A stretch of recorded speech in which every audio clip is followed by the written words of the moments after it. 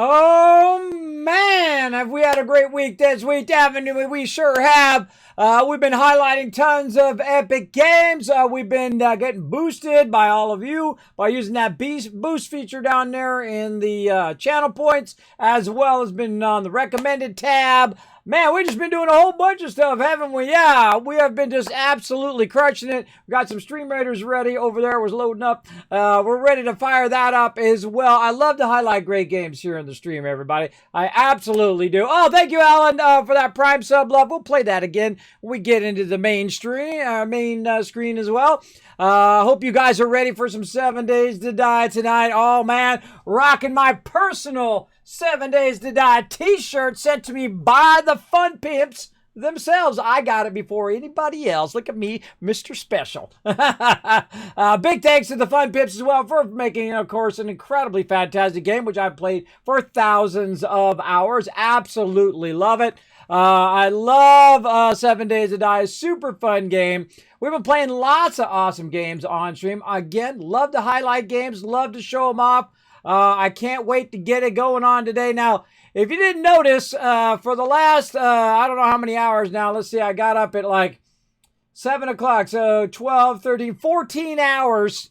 I've been going at it here behind the scenes, and man, have I been crushing it. I've been absolutely crushing it.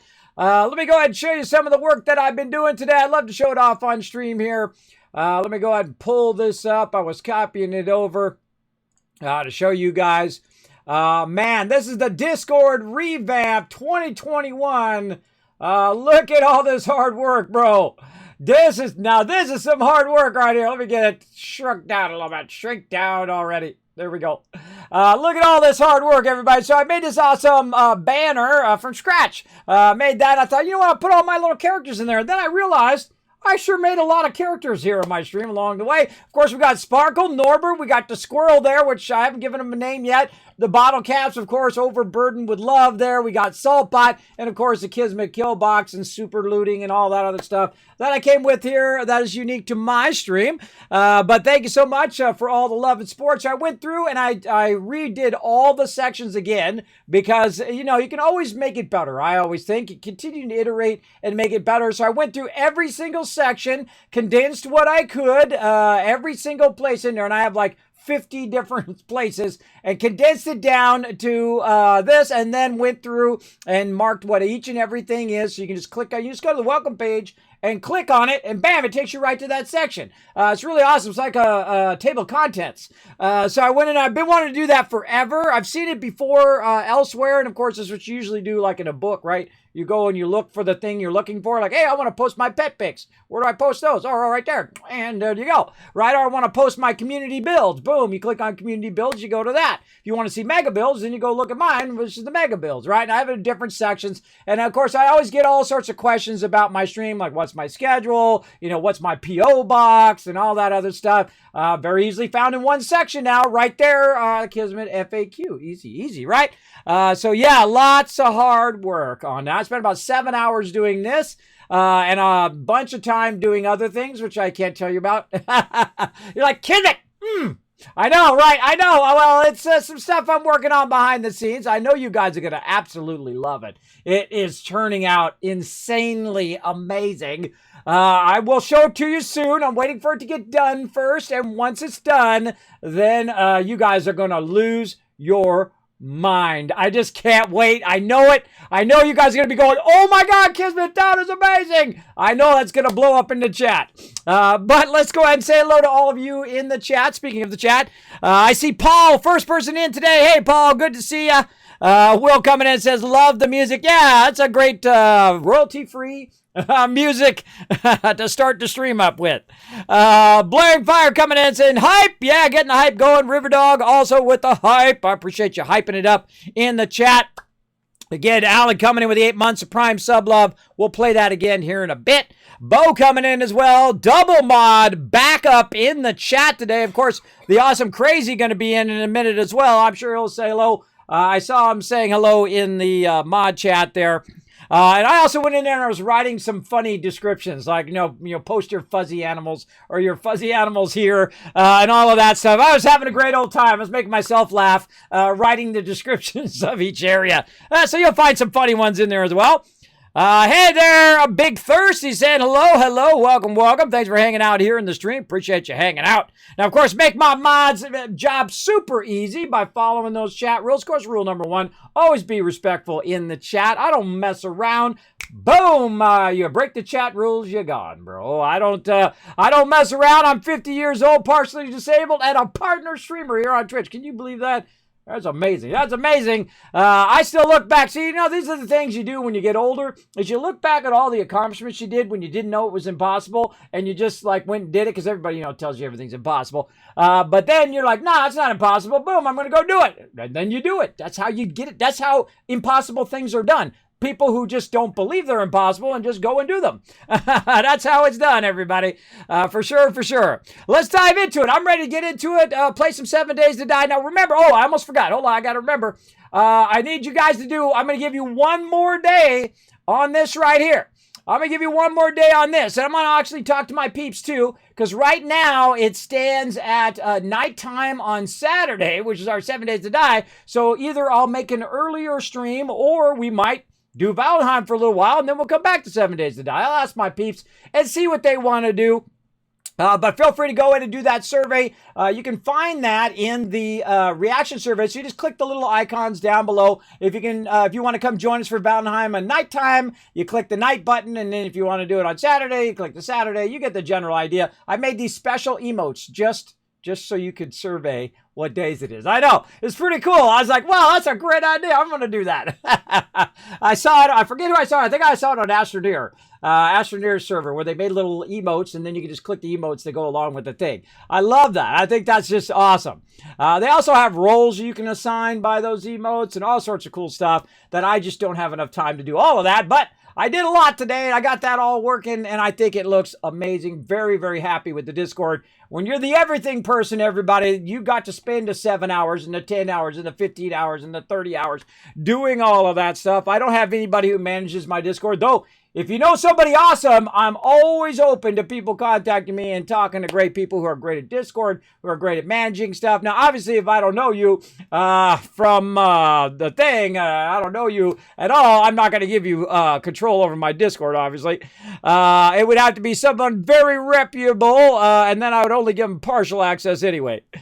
Because I don't just let people take stuff over, because I've seen way too many people get screwed over. For sure. Well, let's get into it, everybody. I'm ready to fire it up. Let's go.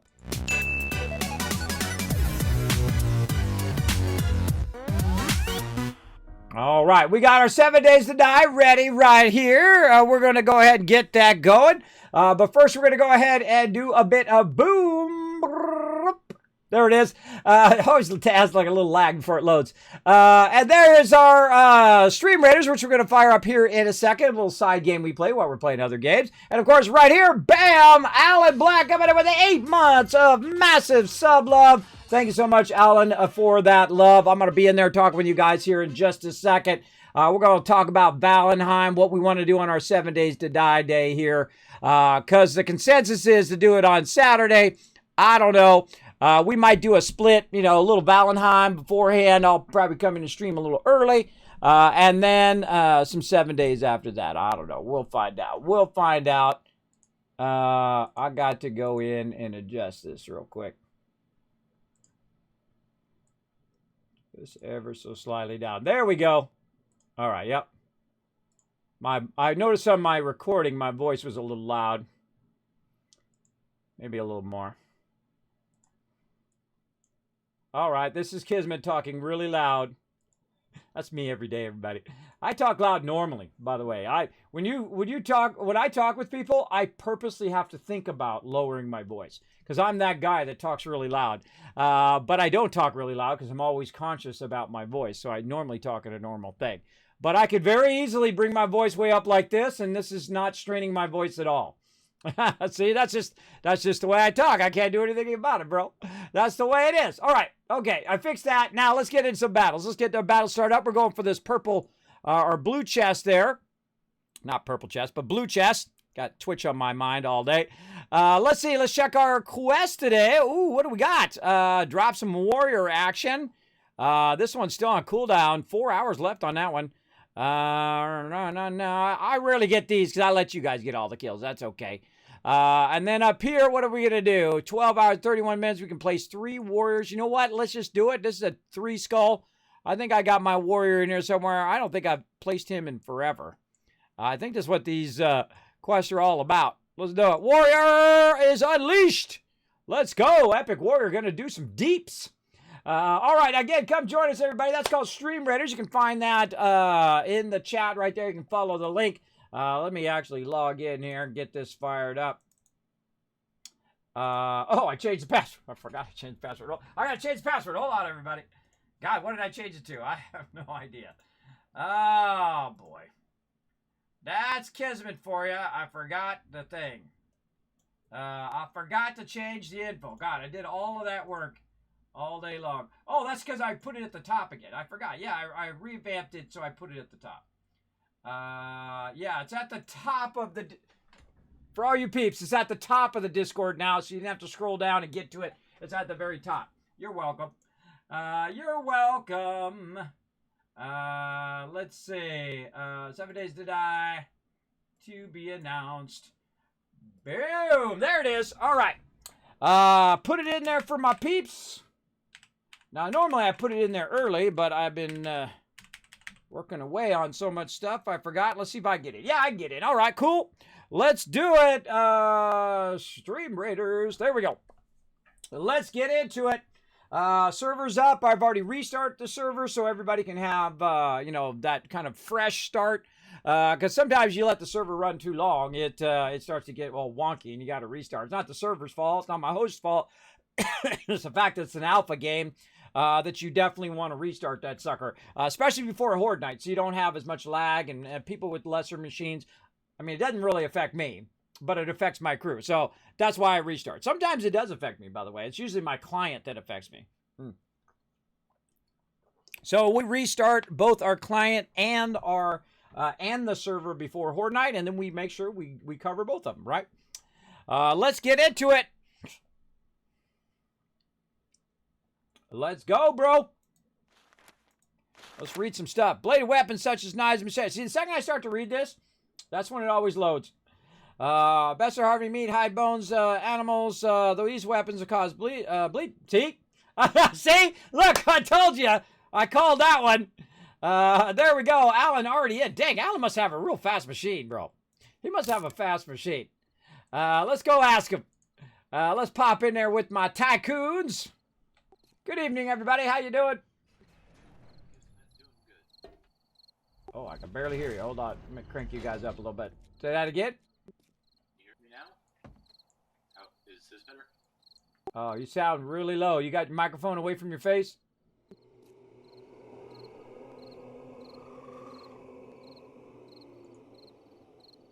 How about you, Ro? I'm doing good as usual.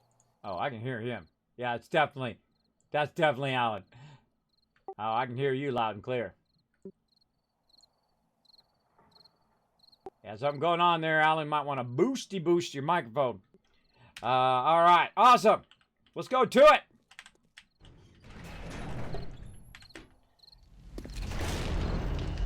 So I put in a vote, by the way, everybody. I put in a vote for when everybody can play Valheim, and of course it's Saturday, right about this time. So I'm going to either do a earlier section. I don't know if you guys were watching the stream just a minute ago. I'm sure you guys were loading in. But I either do a earlier segment, maybe from like 7 to 9 or 6 to 9 or something like that. Or what we can do is we can all go play Valheim. Which of you has Valheim already? I'll take a census. I don't have it yet. Ro don't have it. How about you, Alan? You got it? I don't have it, but I have been tempted to pick it up. Well, would you guys be interested in playing that? And we'll come back to 7 days later on, or would you rather play 7 days and I split it in half? That's a tough one. I know, right? That's odds for me too. But here's the thing. I'll sweeten the offer. I'm going to actually contact them and see if I get some extra codes. And if I can't get them some extra codes, I'll get you and Ro the game. Sweeten it. That would certainly make that easier. Yeah, I'd like that. All right. Well, then that's what we'll do. That's what we'll do, Dad. See, I know how to sweeten the pot there, everybody. They're always there. They always have my back. The least I can do is try to hook them up with a few codes. So we'll see how it goes, and that's what I do. When my team comes in, they play with me. I try to hook them up the best I can. Now, obviously, I can't hook everybody up with a code, and I'll contact them, see what they say, and I'm okay if they say no. It's okay. I appreciate them sponsoring me in the first place. I don't get greedy. I don't get demanding. That's the worst thing you can do with sponsors is be a jerk about it. But we'll see. Maybe we'll suspend some 7 days for a while, do some Valentine. We got a lot of 7 days of die time in. Don't worry. We're going to play lots of 7 days. Don't worry. We'll get a lot of that in. Why am I going down here? Is our stuff still down here? It is. Oh, God. I got to move my stuff. That's what I got to do. What day is it? Day 58. My microphone is better now. It's still super low for me. Still low. Using the boost feature in Windows and in Discord. Well, yeah, I just had a Windows update, Oh. so I haven't adjusted things yet. Well, actually, that's better. Whatever you just did, that's better. Or maybe you didn't touch anything, but all of a sudden you were much louder. I spoke up slightly. Well, that works. Whatever works. All right, I got a broken leg. Uh-oh, we'll splint that sucker. No, I don't have a broken leg. I have a sprained leg. Is that what I got? Yeah, I got a sprained leg, and I'm starving. There's nothing new. I'm always constantly starving in this game. Let's do it. That's because I never watch my food. I want to just take this out of here. I'll just take it with us and eat it on the way. How about that? All right, so we got that going. What we're going to do, we're going to go ahead and get up here. We're going to start working on our roof area. We're going to close this today. I looked at the day, but I didn't remember what it was. And whatnot. We got to go in and we got to work on our forges. We got to do all of that. Heck, I already got sprained legs. Now it's 6 minutes. You see that? I went up. I'm so bad. I should put some hay bales down there. So I was coming back over here for what? I was coming back over here for the sign. So again, 56 we already did. 63. Okay, 63, 63, 63. Best way to remember something is repeat it 3 times, like someone's name or someone's thing. I used to do that all the time. When I get new employees or whatever, I repeat their name 3 times, and then I'd have their name down. Works pretty good. Back in the day, it didn't work good now because I have sleep apnea, but it did work then. It just doesn't work now. All right, let's go ahead and queue up a bunch of this stuff. And this is good because we had already done this last time before we left. So we had already gotten a lot of this rocking and rolling. Make sure I clean that one out. I'm just going to clean this out and queue up as much as I can. It's about 20 minutes of stuff there. And here's the thing. I probably won't come back in 20 minutes and queue this again. Because it's got 36 minutes already on there as well. So we've got 60 minutes and 30 minutes. This one's got 60 minutes, 27 minutes. That's about 40, 50 minutes there. 40, 50, 60, about an hour there. Yeah, not bad, not bad. All right, that's pretty good. You know, I can just stop these and then just do that. That's even better. All right, there we go. Now we can see totally how long it's going to take. Take this out. Requeue that. There we go. That'll give us a better indication of how much time we were waiting for here. Now, you kind of have to be careful, though, because if it does max this back out again, then you're going to be in trouble like that. Right there. But we got it. Well. Oh, well. Good enough. All right, let's run that. Out there. We're running. Whoa, whoa, whoa, whoa. I'm on the fire. I'm on fire.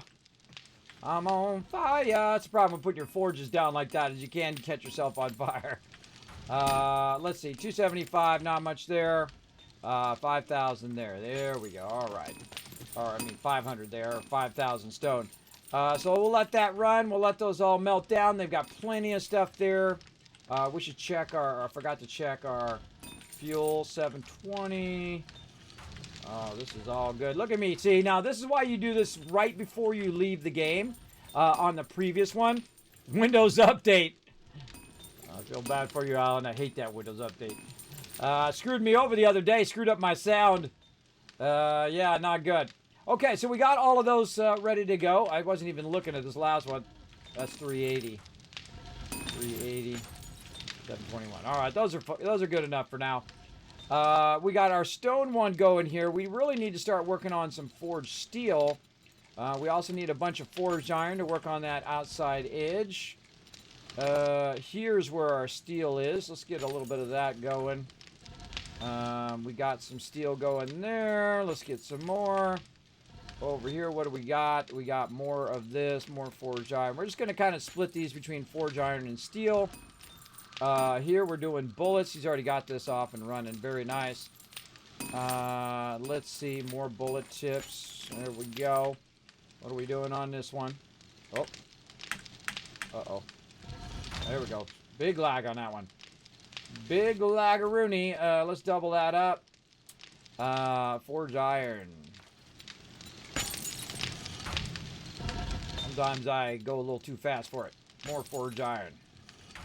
Down here at the end. Melt that clay. Okay, now we got all of our forges off and running. Now we have to really speed up our production because we're going at only 30-minute days. So you can't be screwing around. That's for sure. You got to be Johnny on the spot to make this stuff happen. I got to build in the rest of the base, hopefully before Horde Night here. And then we can move our boxes so I don't have to keep going down here all the time. And I have it in a secure position right now, so I don't really want to move it if it's not secure. So we're going to get all of this. We're going to get some clay. We can put that in the forges. How much do we got here? 1, 2, 3, 4, 5, 5,400. Looks pretty good. Now we're going to have to slow walk it back with our sprained ankle. Get up there. And we've been really revamping this. We tore this whole part down and rebuilt it up so we could have a big giant mega base up here where we can run stuff, which is awesome. And now we're going to go ahead and run some cement. Let's go ahead and get our concrete mix in here, our concrete. 5,479, and we have how many? 9. Hey, Siri. What's 5,479 divided by 9?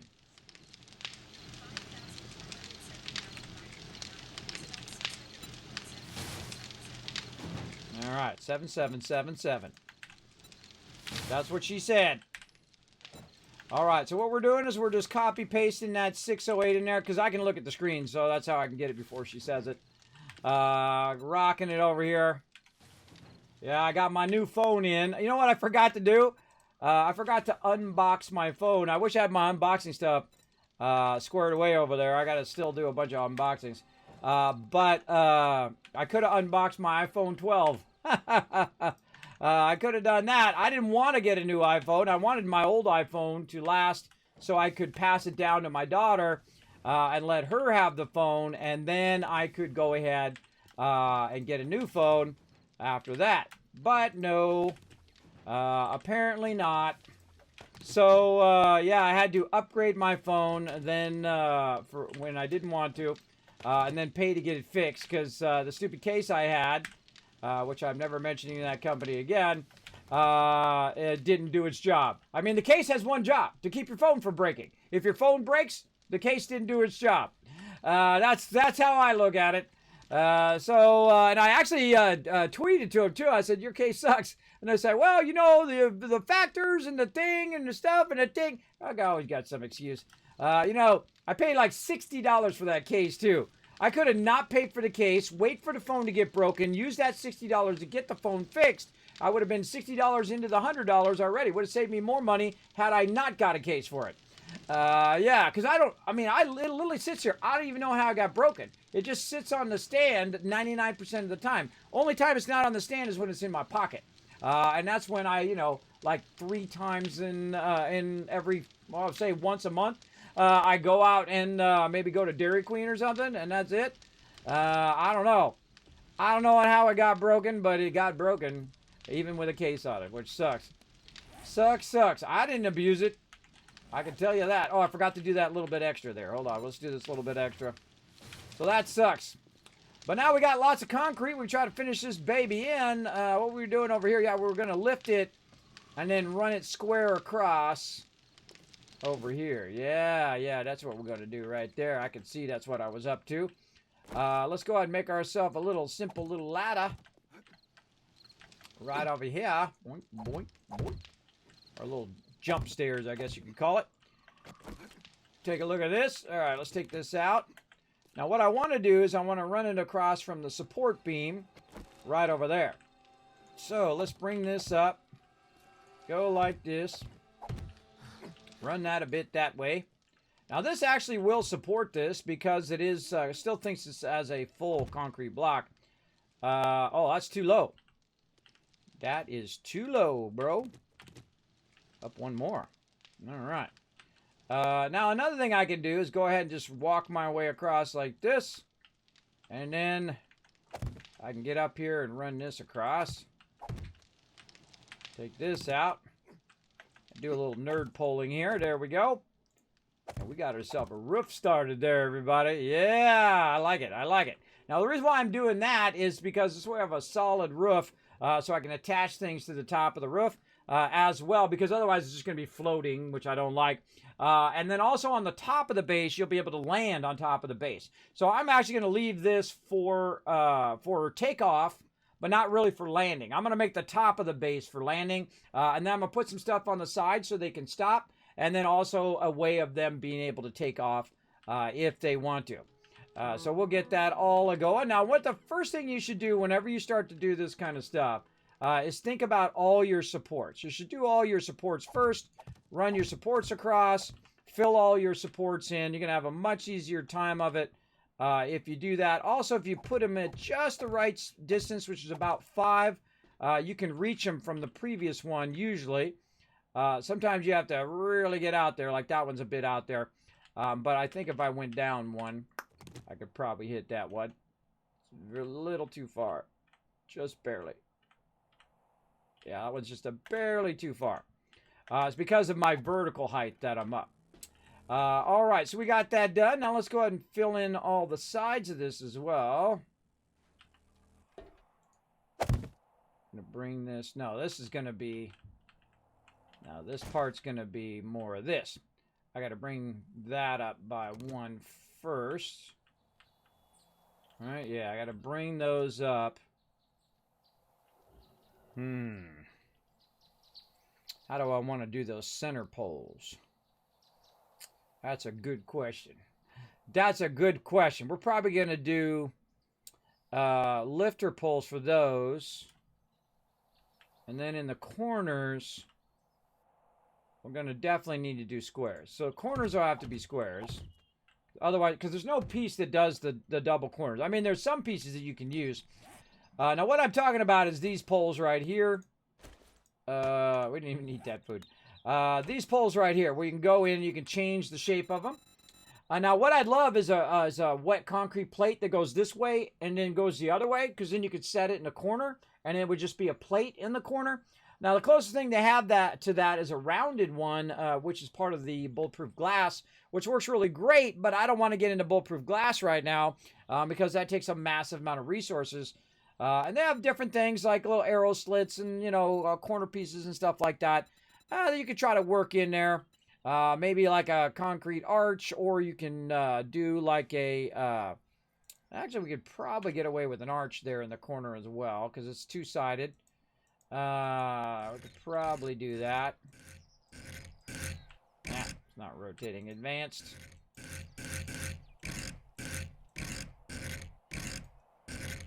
So we could do something like that.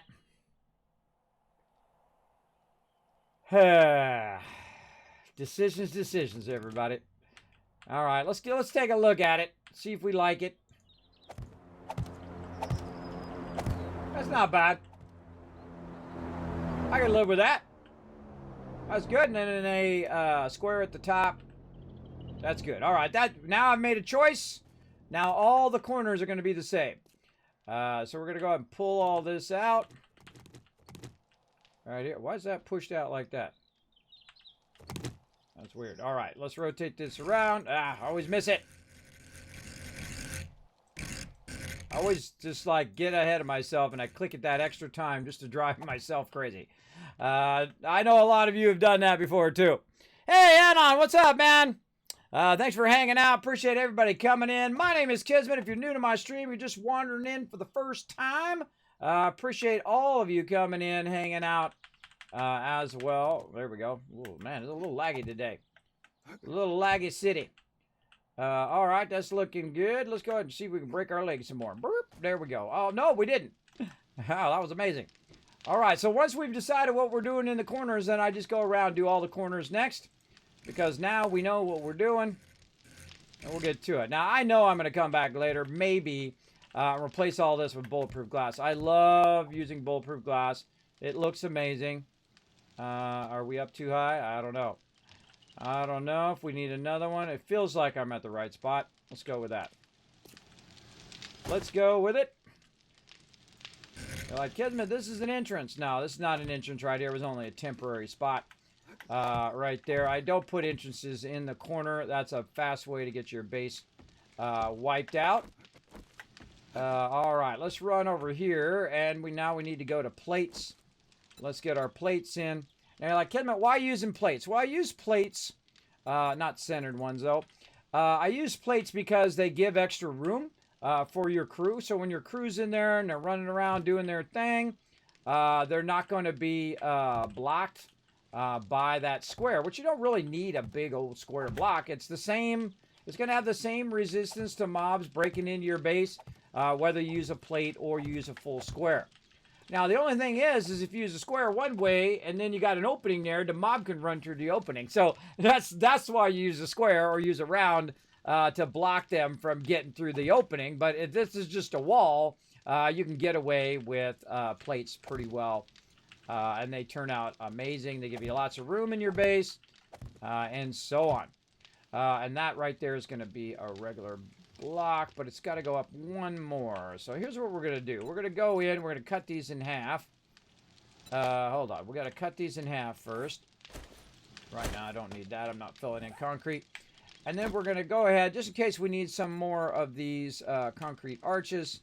We're going to go ahead and get that. Now, the cool thing is I can say on face, advanced rotation, simple, copy shape, or what I can do is copy rotation, which is the thing I need right now. Now, copy shape would have been useful there too because I did, but I just popped in there and did it anyway.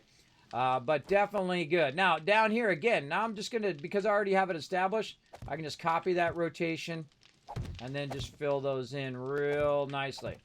Now, of course, running along the edge of this is always a fun. You might fall to your death. You might not. I'm notorious. I fall a lot and die a lot. That's okay. We get into it. The Mighty Warforged coming in, showing that 21 months of sub love. Show them some love in the chat. Everybody, the Mighty Warforged is going to join us for some epic New World action. I fixed up that New World section as well, everybody, if you want to check that out. If you want to go ahead and answer the call to battle, we're going to have some fun playing some New World for sure.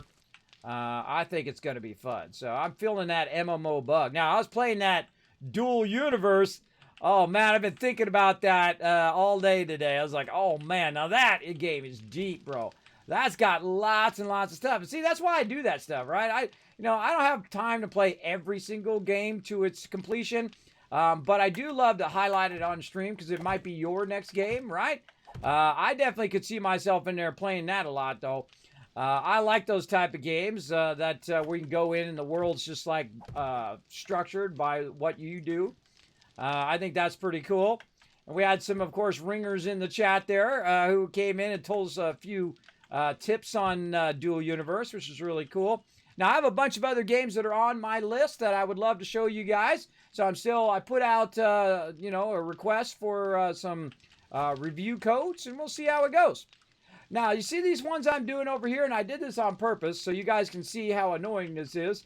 Now, all of these ones I just did over here are going, it's one of the things I want to talk about today. All these ones I did, the ones in the corners here, and I'm overburdened. Can't wait to get some boxes so I can drop stuff in. all these ones I did in the corner, I have to come back and upgrade them again, right? So all these ones here at the top that I did, right? I just put in these ones. That was a huge waste of my resources. You're like, well, Kismet, why'd you do it? To show you, to prove the point. That's going to be a waste of my resources and time because now I got to go back and upgrade every single one. Now, what you want to do is do what I'm doing over here with this because they did add, if you didn't know, they did add some more cool stuff to the game. And one of those things is rebar plates, which is awesome. So what we can do instead of doing all of that is we can very quickly use our plates, decide what we want to do, and go from there. So let's get up here. Let's go ahead and run our plates like this. Oh, I know why I did that in the corner, because the support is down below it. Ah, aha, aha. Is that because the support's there, or was I lining it up? Hold on. Oh, yeah. Uh-oh. Uh-oh. That's going to need to be fixed. All right, hold on. Let's fix that. I forgot it. See, that's what happens. I forget. I come back the next time. I'm like, doey. All right, hold on. We got to... Whenever you're building, everybody, this game is not one of those Minecraft floaty games. This is like built on structure. And if you don't put it on... If you don't put the next level on those supports... your whole entire base is going to come down. So let's not do that. Let's go in. Let's fix this. We got to extend this wall out. For sure, for sure. So we're going to do that. And we're going to extend this wall out to there. I'm glad I didn't run that whole wall. That's probably why I didn't do it before. But no worries. We've got an auger. We'll take these out up here before they dry. They'll only be $12.50. No biggie. Of course, even if they do dry up, they're only $2,500 because they don't max out.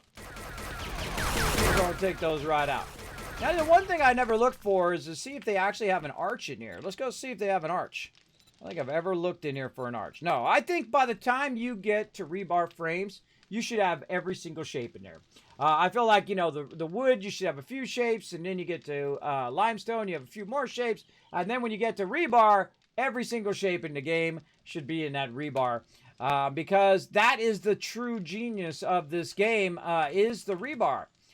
Is the frame part. The frame part allows you to do all the building and have a great time doing the building. I feel like that's my favorite part of the entire game. And so if they don't give you all the pieces, then you have to switch and do this thing and then upgrade that thing and all of that, which might be how they intended.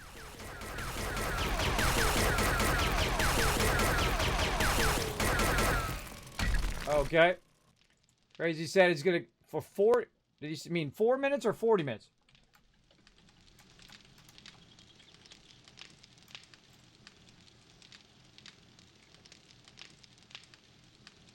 Okay. Do what you got to do, bro. So yeah. Okay, let's get this going. Now you're like, Kismet, you built this wall in the wrong spot. No problem. Actually, I'll do it up here. Well, the thing is, I still have to take out that bottom one.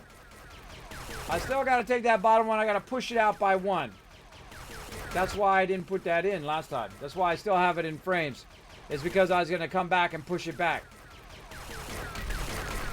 That's exactly what I was going to do. So I need to fill those outside frames first. Now, here's the cool thing about this game is that you can use it falling down to your advantage like this.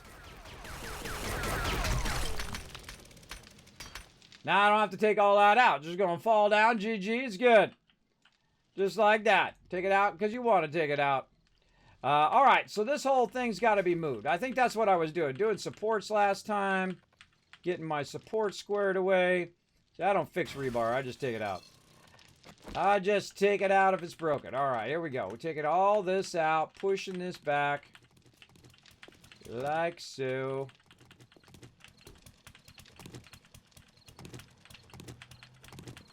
All right, nice, nice. Now we're going to have to take all this out.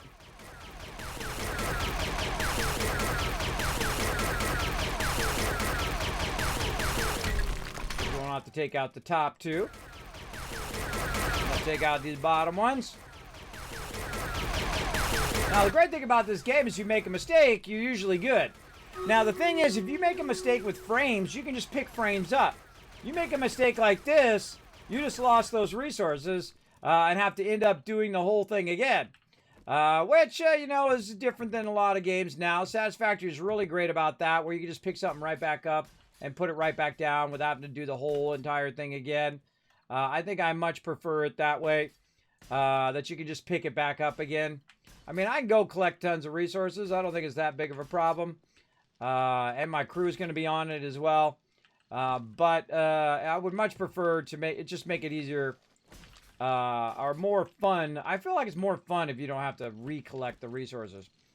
And thus, that's why I like to have all the shapes. See, if I had that shape over there and I just put the angled shape in and said, okay, I'll come back and fill it later, I might not have filled it and left it there and then realized I had to move it. But that's okay. We'll get it in. We'll get it done. Now, while I'm filling this in, let's go ahead and, again, I'm going to fill it in row by row. Now, the cool thing is once this dries, because I'm using frames, that'll be all the way up to max cement. Now, if I want to come back, you know, and use steel on it later, I can, but most likely not. Typically, our main base, concrete is enough. But the outer walls, you definitely want to do that for bombers. Those bombers can even breach steel walls. For sure, for sure. This is going to get more and more intense the higher game stage we get. And so I got to get this base done. Hopefully today's the day. We'll get her done. Okay, so yeah, while I'm doing this, let's go ahead and do a battle. Get you guys some love. And thank you, Warforged, again for that 21 months. Appreciate the love, bro. Hope you're doing good today. Now, again, if you guys want to join us for some Valheim, I'm going to try to get it together potentially next weekend. Potentially next weekend. I just asked my crew, and they said they'd be down if I tried to hook them up with some codes. And if they don't, I think it's such a great game that if they don't send me extra codes, then I will just, I'll just buy it. I don't have any problem buying a great game. Games that, you know, supporting devs who are doing an amazing job. I feel like they did a really fantastic job on that Valheim. You know, Coffee Stain's been crushing it, bro. They've been absolutely crushing it over there. For sure, for sure. It's actually Iron Gate Studios, by the way, the one who devved that one. All right. Open the capture chest. Boom! Bo and Riverdog getting some love. I'm MVP. Nah, we don't count me. Bo is MVP with 6 assists there. Nice job. Ooh, going for that. We're going to do a mystery battle. What do we got to do? We got to throw the warrior down again. Oh, boy. Oh, it's going to be a good one. Let's go look and see what level they are. Level 10. So hard to roll over these. Let me zoom in. The pumpkin bomber. Yeah, I can't roll over that back one. Let's see. Level 10. Oh, it's usually at the bottom. Level 10. Okay, those are both level 10. That's a level 10, level 10, level 10, level 10, level 10. All right, they're all level 10. All right, I'm going to go over here. I'm going to go over here, right up in their zone. How about right here? Try to fight my way through there. I got to place my warrior one more time. Cool thing about warriors is they cool down real fast. So if you don't have any other units to place, you can go ahead and throw them down. Now, of course, you got a better unit like a paladin or something like that. You definitely want to get that one in use. But if you don't, then, you know, use the warrior. It's great, does DPS. You can also spec them out different ways. You get multiple warriors and spec them out even more. And have one way and one the other. You did now, bro. There we go. All right, we got that one in. We'll put that all the way up here in a sec. Let's go over to this side.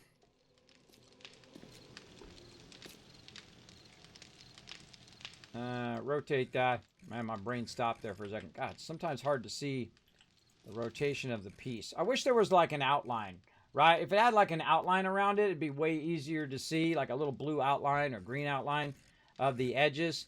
It's like you got to be pretty good. And, you know, I took architecture. You know, I understand three-dimensional objects even when they're 2D.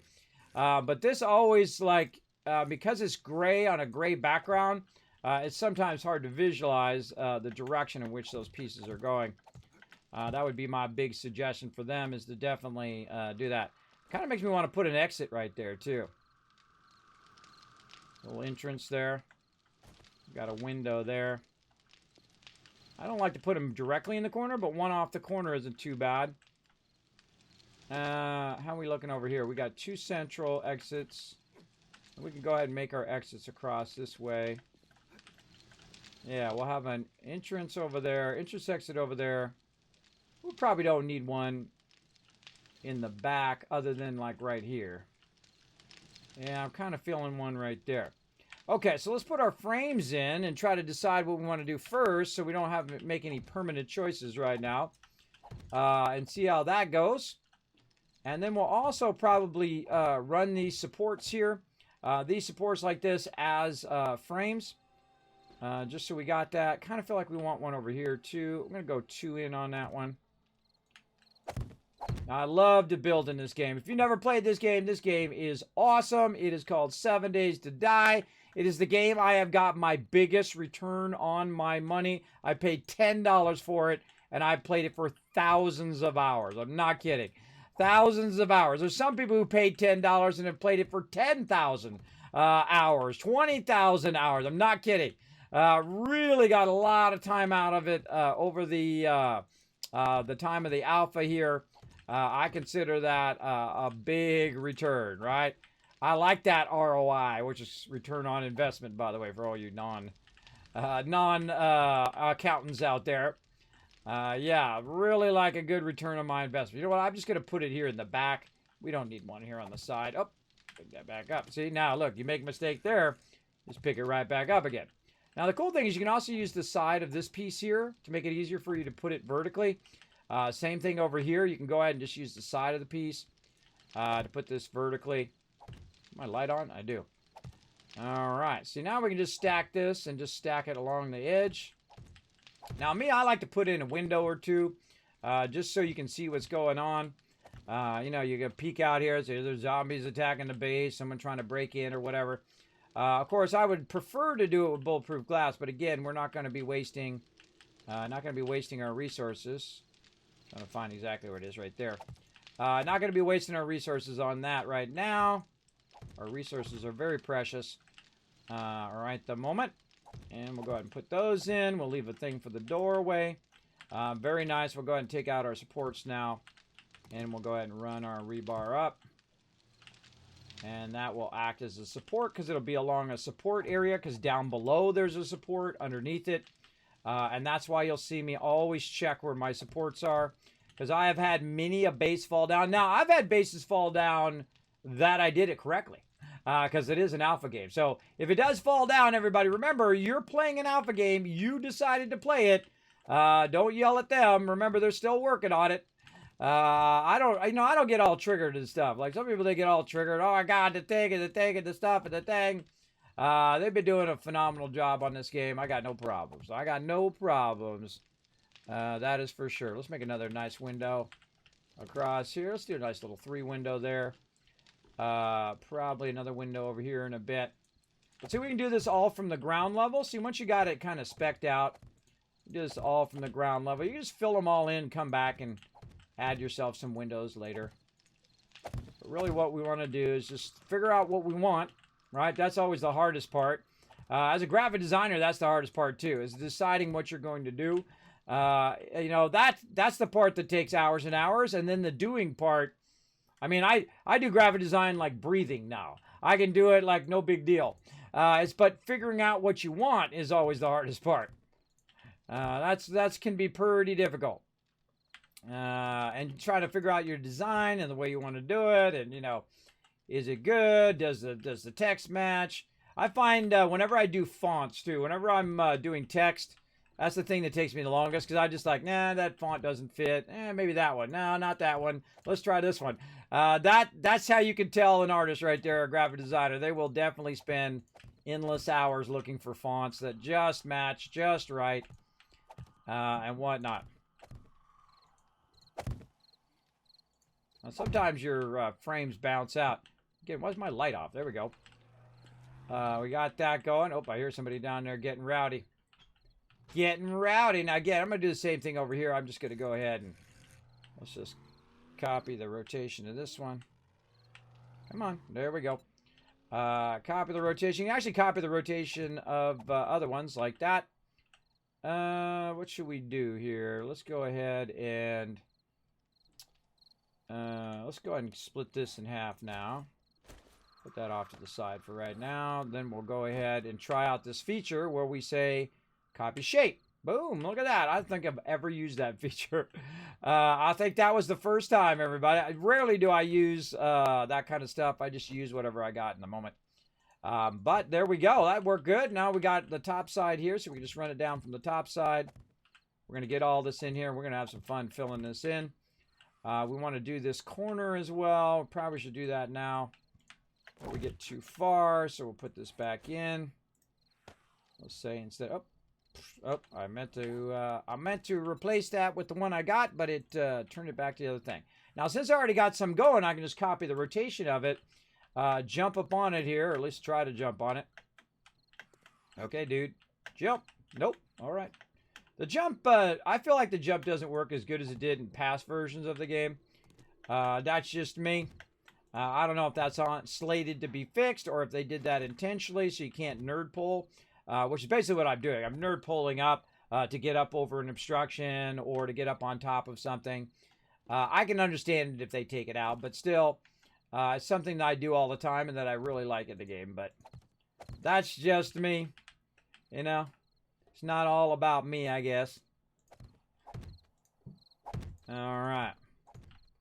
Now we're getting there. Now we're getting there. Again, I love... My favorite feature, by the way, that they added is copy rotation. That copy rotation is super, super useful when you're putting all that stuff in. How we looking? We got it all specced out? We got it specced out, everybody. Look at that. All right, nice. Now, we got our support beams that we need to work with as well. We want to go ahead and jump down and start to put in our corner frames. Let's get those corner frames in. Oh, somebody down here wants to say hello. I think I'm the only one around, so I might have to go say hello to her down here. Where you at?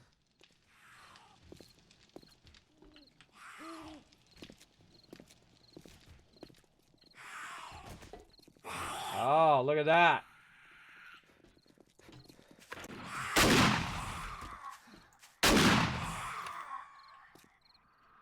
Come on up here.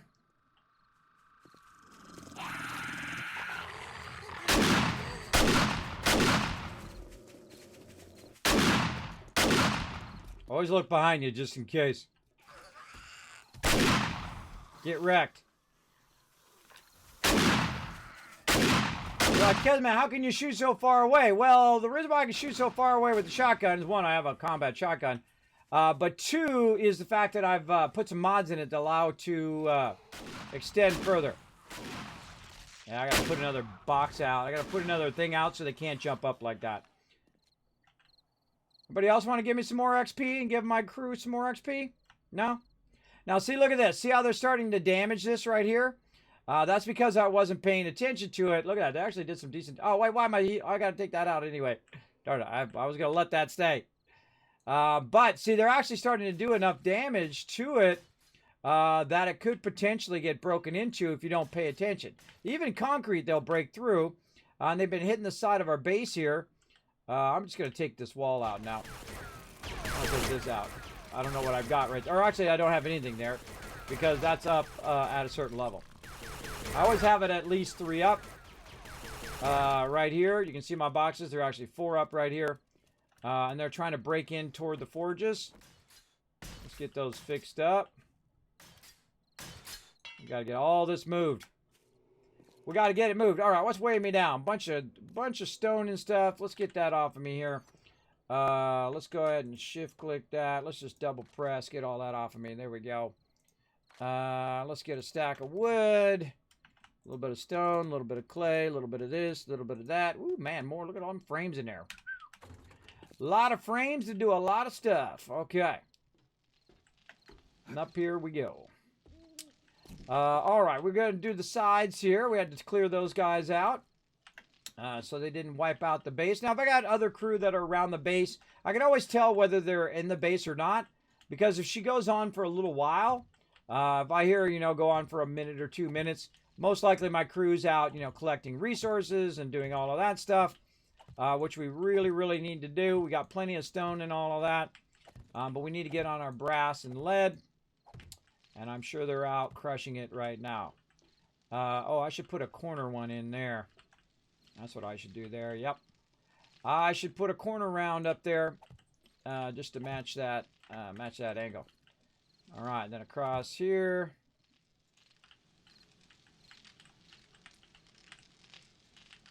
Now, I could go up on top and do this, and I will here in a minute, but sometimes I find it's easier to do some of this stuff from ground level. But the second I get to these boxes, they're going to be obscuring me. So running those at the ground level like this is much easier, and then getting up above to kind of fill in all the boxes in between. I find that's my particular way of doing it. But it's how it goes. Again, once you get obscured, you're like, Kismet, what do you got all these boxes here for? These are what known as my drop boxes and finished boxes. This is where all the armor is going to be, weapons, things like that, the finished stuff. So my peeps can drive their vehicle in. I got to raise all this up here too.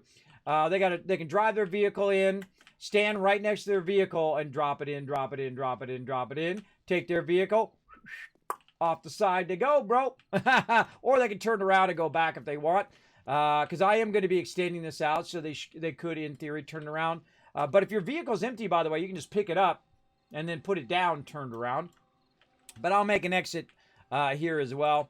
We got to raise all that up, but we got to get this base done. We got to get the top of this filled in. We got to get our supports in, decide what we're doing on our supports, and all of that. All right, let's go ahead and make ourselves some little steps here some more. You're like, Kim, why don't you put a ladder in? I'm good. I'm good for right now. Okay. So let's go ahead and put in the rest of this. And do we get all that? Yep, we got all that. Again, I like to do the outer sides here. Get the outer corners going. And then you just fill in all of your supports and everything across, and you'll be fine. Now, before I fill all this in, though, I'm going to decide what I want to do with my center supports. Most likely going to be one of the skinny center poles that we use for those kind of supports. Now here in the corner, instead of using a square there, we have a real nice piece right here, a wet concrete quarter round that we could use. And we can kind of say copy rotation there, but that rarely ever works out. Again, very hard to see there. Very hard to see because it's gray on a gray background. Again, if it had like blue lines along the edges, you'd be able to see the rotation of the edges, and if that corner's on that outside edge. That would be great. But now that we know what we're doing, let's just go ahead and get it in. Now we also need to be thinking about how's my crew going to get up and down from up here. Most likely I'm going to put the entrance to the lower part of the base by the drop boxes over here. So we would need to decide, like say right here, we'll go ahead and run a ladder up on that edge. Now I'm not a big fan of doing edge ladders. And the reason why is because when you come up on the edge, right over the side you go. But I'll probably extend out the base a little bit so they can come up on that edge and then get on a landing. And then also when they're going down, they'll come along and go straight down in there as well. But I'll extend that edge so they'll have a landing out a bit. So maybe about 2 out all the way around, which causes a bit of an overhang. I'll probably do that with bars. This way, if they're up on top and there's mobs running around up there for whatever reason, we left the droppers down or mobs jump up there, they can also shoot from on top of the base, as well as they could rocket from up here. Or they could use this actually as a stand area as well.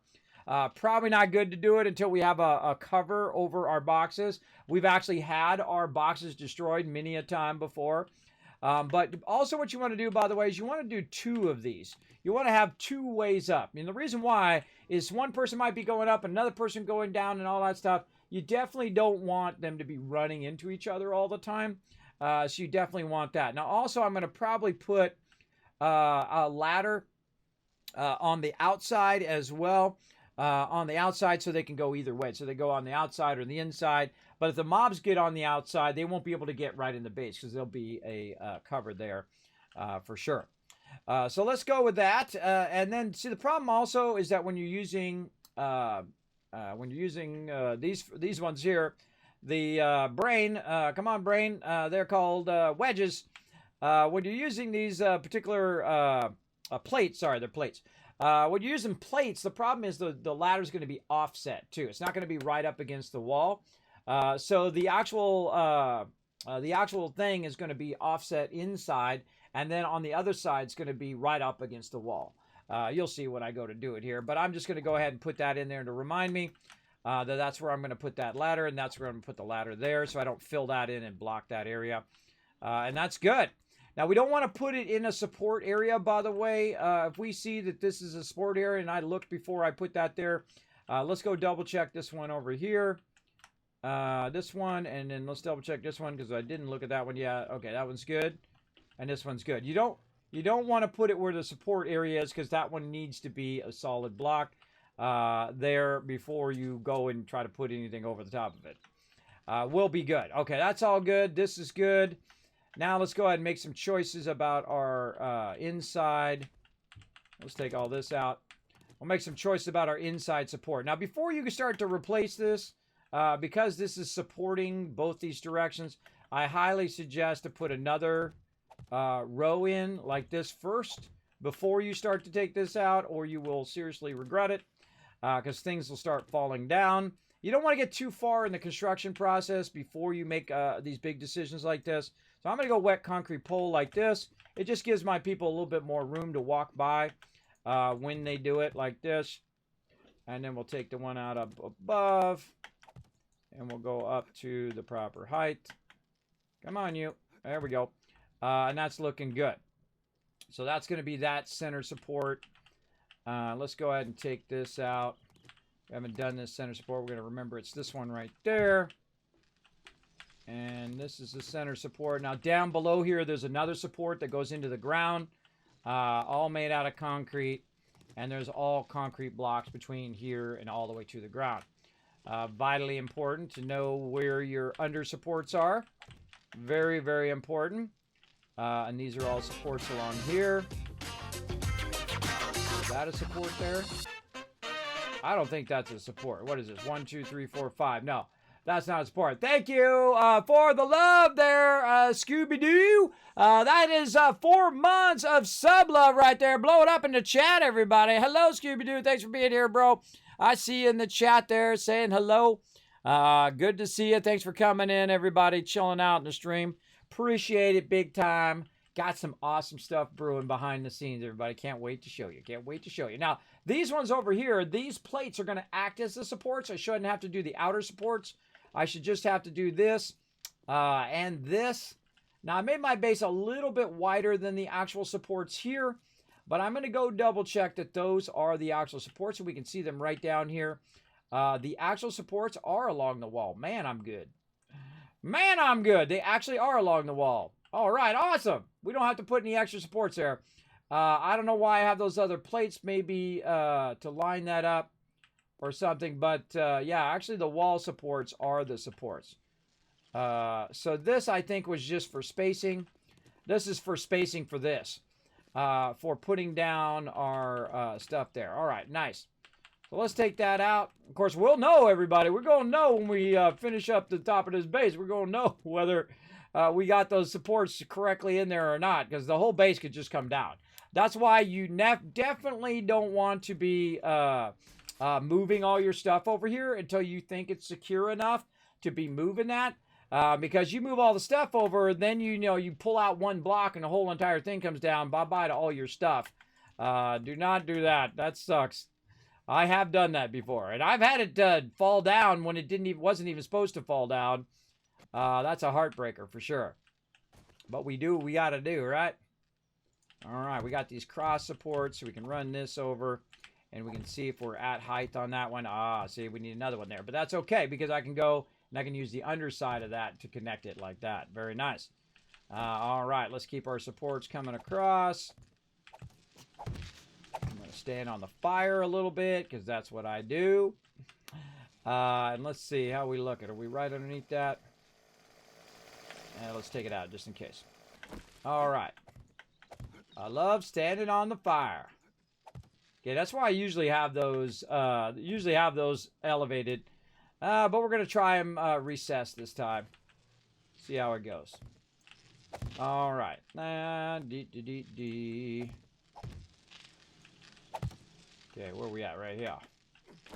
Again, it's great to bring your frames over while you're building so that you can see what level you're at, if you're at the same level as the frames, as your roof edge. Really, really helps a lot. And in this, we can just bring straight over. Take this one out. There's our last support right here.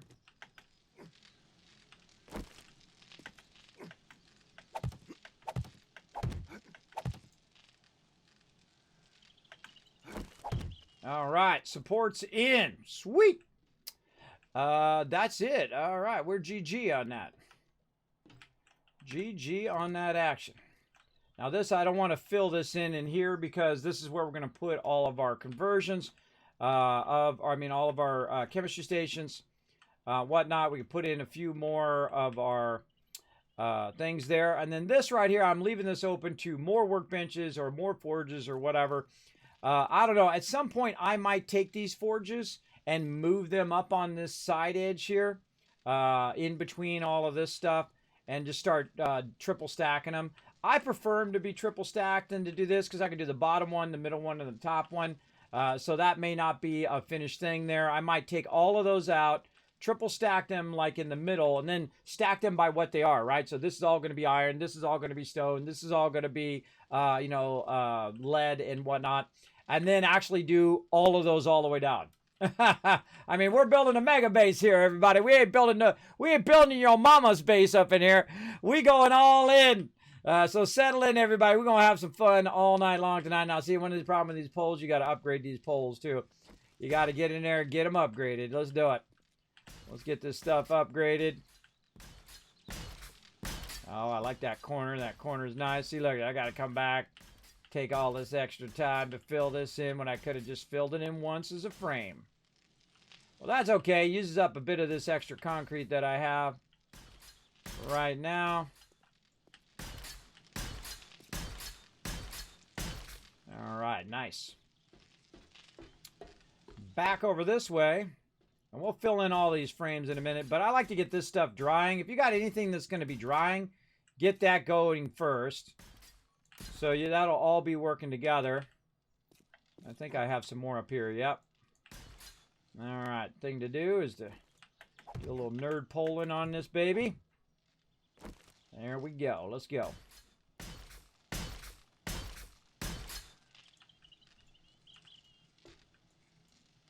Get it. There we go. Bit more over this way. Of course, the best thing to do is get in between like this so you can just kind of sweep across all of them. That makes it go a bit faster. I was trying to get that extra what? Oh no! Lost the gyro. Bummer. Well, if you need another one there, Anon, let them know if there's any resources we need to get. We'll try to hunt some down. We need steel for more vehicles. Oh, I got some queued up over here. I haven't labeled all these forges yet, though. I'm trying to fill in the base first, and then we can move our stuff over. But there is steel running. All right. Just let my peeps know what's up with up. See, now I'm also a little tempted to put bars at the top here. So that you can see down in the base, but your base is probably not the best place to do bars as your roof.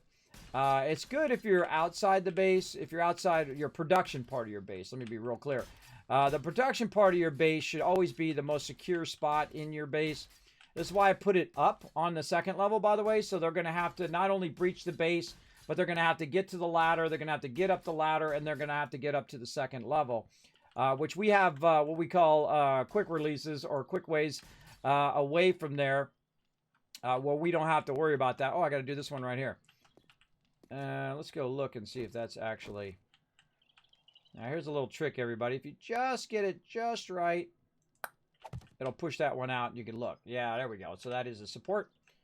All right, now I think that's holding, but you know what? Just in case, we'll go ahead and run this down like this. Take all this out. And we'll go ahead and copy rotation from over here. And we'll fill that baby in nicely. Oh, wait, were we going to do a door there? That was I going to do? No, we decided no door there. The door's over here. All right, okay. Cool, just in case. Now, I can change my mind right there because I have the rebar and not the finished stuff there. But we're gonna commit to that because that is a center support for sure. Then we can take all this stuff out. Should really take it out from the top, by the way. Sometimes I'm a little bad there. I don't take it out from the top. You really want to take it out from the top because if you take it out from the bottom and it causes too much weight, it'll start to pull that down and everything that it's connected to for a certain distance. Sometimes all of it, it'll pull down. So the safest thing to do is actually to pull it out, take the top block out, and then take it down on the way down. Now, what I'm working on right now is you can kind of see that I'm working on all the center areas, right? All the center supports, getting all those in there, getting the corners and whatnot, upgrading all of my center poles like this, and then we'll fill that in. That's the center area. Now, why am I doing that? Well, I'm doing that so that I'm prioritizing my cement. So the most important thing to me right now is just doing the center stuff. And then when I have enough of that, then I'll go ahead and I'll run in all the rest of this. But again, we definitely want to do that. We really want to go down here and color all these in. I think I marked these with extra frames all the way down. I did. Look at me. God, man, I am on the ball. I was on the ball last time, everybody. I am on the ball. All right, awesome. So let's prioritize those ones so we can see where those are at right here. Uh-oh. Uh-oh. No. Can't have a window there. No, Kismet. No. That's okay. We'll just extend the window on the other side. A window there, bro. I like to have really solid supports, bro. If that is a support there, then that's going all the way up. And we can just take one out here. Now we got the same window. All right, right here is our other center support. Also, a good trick later on, by the way, is to color this where your center supports are. So if you're going to build another level, you can remember where it's at and which one is your center supports. I do that sometimes if I'm trying to do really tall towers. So I can kind of do it. Now, of course, if you're going to build a tall tower, you should build it out before you fill it in so you know where your center supports are. And that one's in the corner. Nice. All right. Now we ready. We ready to rock and roll here. All we got to do is fill in this roof, put in some doors, and this baby is done. All right. Let's do our cross supports first. Right over here. Let's actually go up there and do it. Let's go ahead and put in our ladder now. I probably got some ladders back in the base. Let's go get those. Whoa, good timing. Good timing. Let's reload the shotty. I hurt my leg, too. I'm constantly breaking my leg, spraining my leg. You're going to see me do that a lot when I go back and forth. But then eventually, I don't have to go back over here anymore. I'm going to open this up. And I'm going to make that into a kill box over here. I'm going to double that up as well. All right, what did I come back here for? I've forgotten. Ladders, that's what it was. I forget stuff very, very quickly. Ladders. Oh, we got another workbench in there. We can put that down. Oh, we don't have enough room in that workbench. That's right. I'm going to probably put a bunch of workbenches down the front. I have 2 lines of workbenches. I think that's what I'm going to do. Let's go ahead and do that. So we got our thing that we needed. Yeah, our ladders. Yeah. Now, I leave that door open if it's non-horde night just to make it easy for us to go in and out of there. And so let's get up here. And let's go ahead and do our ladders now. Now, again, like I was saying, because you have, this is taking up the block, the ladder is actually going to come forward. It's going to be like that.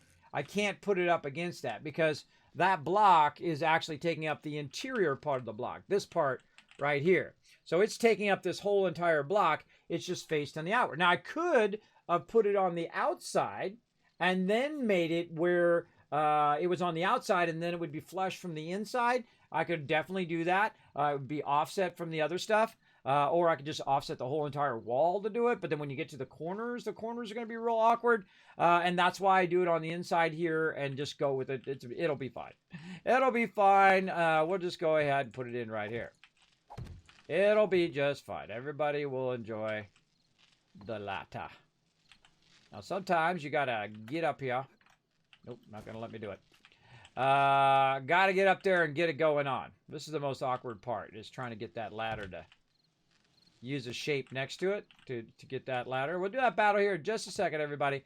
Now, again, here's another problem, right? You get to the top, what happens? Boom, you can fall over that edge, right? You can fall over that edge right there.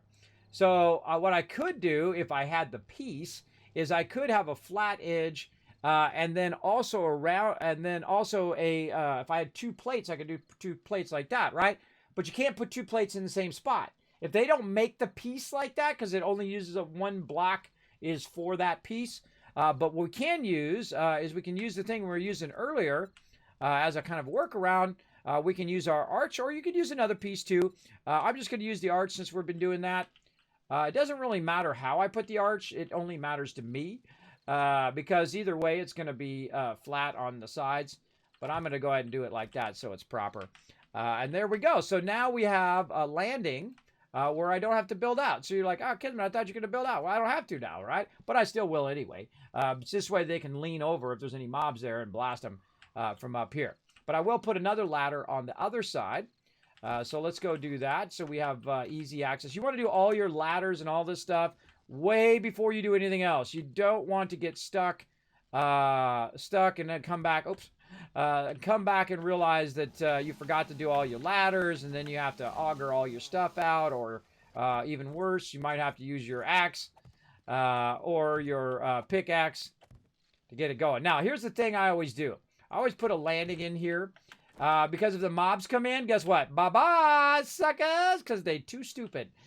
They too stupid to jump up on there. Most of them are. So there's a few that will, by the way. But I usually do something like that. And then you have 2 on the bottom, so you can just back your way out. I actually used it in this playthrough. They came after me. They breached our base. I pulled that up. They couldn't get up there, so they ran off to another ladder they could get up on. And while they were running that other ladder, we were able to regroup and wipe them out. It was awesome. Awesome. So we'll get that going on, and then this is all going to be a ramp edge here. We're going to bring that up one more, and this whole entire edge here is going to be a ramp that they can just walk up on. I guess I could do that real quick while I'm at it. Let's go ahead and put that ramp in. Now this is a walk ramp, right? This is not a vehicle ramp, so you don't want to use angled rebars here for vehicle ramps. You want to use wedges instead. And I don't really think, gosh, I think they can reach it from right here. I don't think they have to really go up on this edge. They don't want to, but they could come in here and say, "Hi, everybody, how you doing?" It's up to them what they want to do. All right, we're going to go back to our squares, and I can see we can fill this one in. Get that going. All right, now we're looking good. Let's keep our upgrades going of our main central poles. You know, we got those done. Now, again, I got to get Boogie in here because our days only last 30 minutes. They normally last an hour. So we're basically going at double speed. So since we're going at double speed, I'm trying to do 4 times production to try to keep up. But it ain't easy because our base is massive. All right, let's go ahead and do this battle, everybody. I do appreciate your patience. Let's go. In fact, let me give you 1,000 kiss caps for being very patient and being awesome. I say I have to finish one thing, otherwise I get confused. I forget what I'm doing. That's sleep apnea for you, everybody. That's how it works.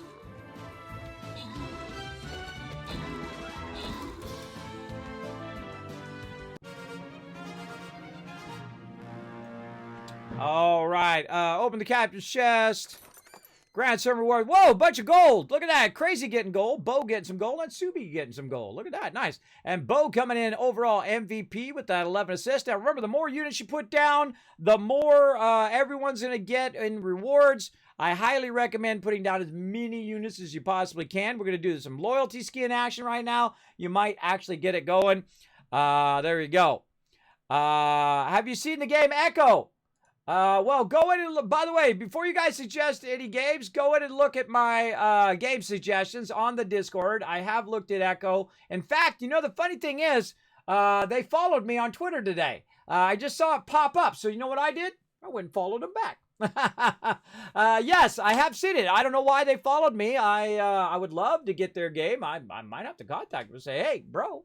Sup? I would love to play it. That's forget who suggested Exodus. Yes, Exodus suggested it. Now, whenever you guys suggest stuff, I put it on the list. Now, of course, if you do gift it to me, like on Steam or something like that, I'm definitely going to play it. Like we're going to play some Factorio next week. But if you guys do want me to check out games, feel free to go ahead and gift them out there. What's the other one that I got gifted? I think it was JC Hunter gifted me one. Hold on, I got to go look. I forget where it also tells you who gifted what, where. I'm like such a noob on that. Let's see, what was it he gifted me? I forget. Oh boy. Maybe he gifted me Factorio. Maybe that's what it was. Man, how do you look up what someone gifted you in here? I know, I feel like this whole entire Steam is very convoluted. I mean, I love the features of Steam, but man, I just want to go see what, you know, someone gifted me. So I guess you could go maybe friends. Then, recently played with.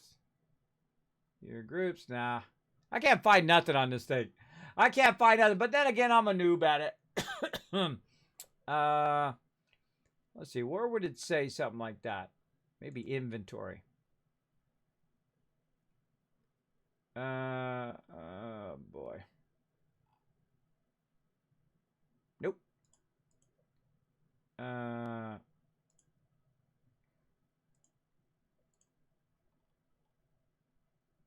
Doesn't say. Doesn't say. I don't know. I'll look it up later. But thank you so much for that donation as well. I remember him gifting a game. And I forget who gifted me Factorio. I think it might have been him. I forget. And there might be another game that I need to put on my roster for this week. I'll do that tomorrow. I was busy doing my Discord today. But now come join us for some battles here, everybody. I think we got our warrior done, or do we got to do one more warrior here? One more warrior. All right. Let's do it. We don't want to do it on this one, though. We want you guys to bring in the win. So make sure to put down as many units. Put down your epics, your legendaries. Are you guys going on that side? All right, Crazy's got that side. I'm going to go this side. We'll try to finish him off. Do a little split group action. One here. Try to get it going. Yeah, let's do it. Let's do it, everybody. I just bring in my high-level character so you guys have a higher chance to win. He's a max-level tank. He's going to take a beating so you guys can get a bunch of loot. Let's go to it. Now, I was over here and I was getting this together so I can put this in here. And there we go. Put that in there so we can put our second ladder in here. Oh, we got to need some more food. Turn my sound back on. And let's use that food up. And I'm constantly using food in this game. I don't know what it is. I'm always burning up food. I really got to put some points into it. I probably have a bunch of points I could probably put into my character right now. But my higher priority, get this base going. All right, so we've decided where we're going to have those. Our center poles are drying up nicely. And now it's time to fill this in. Let's fill in our center support here.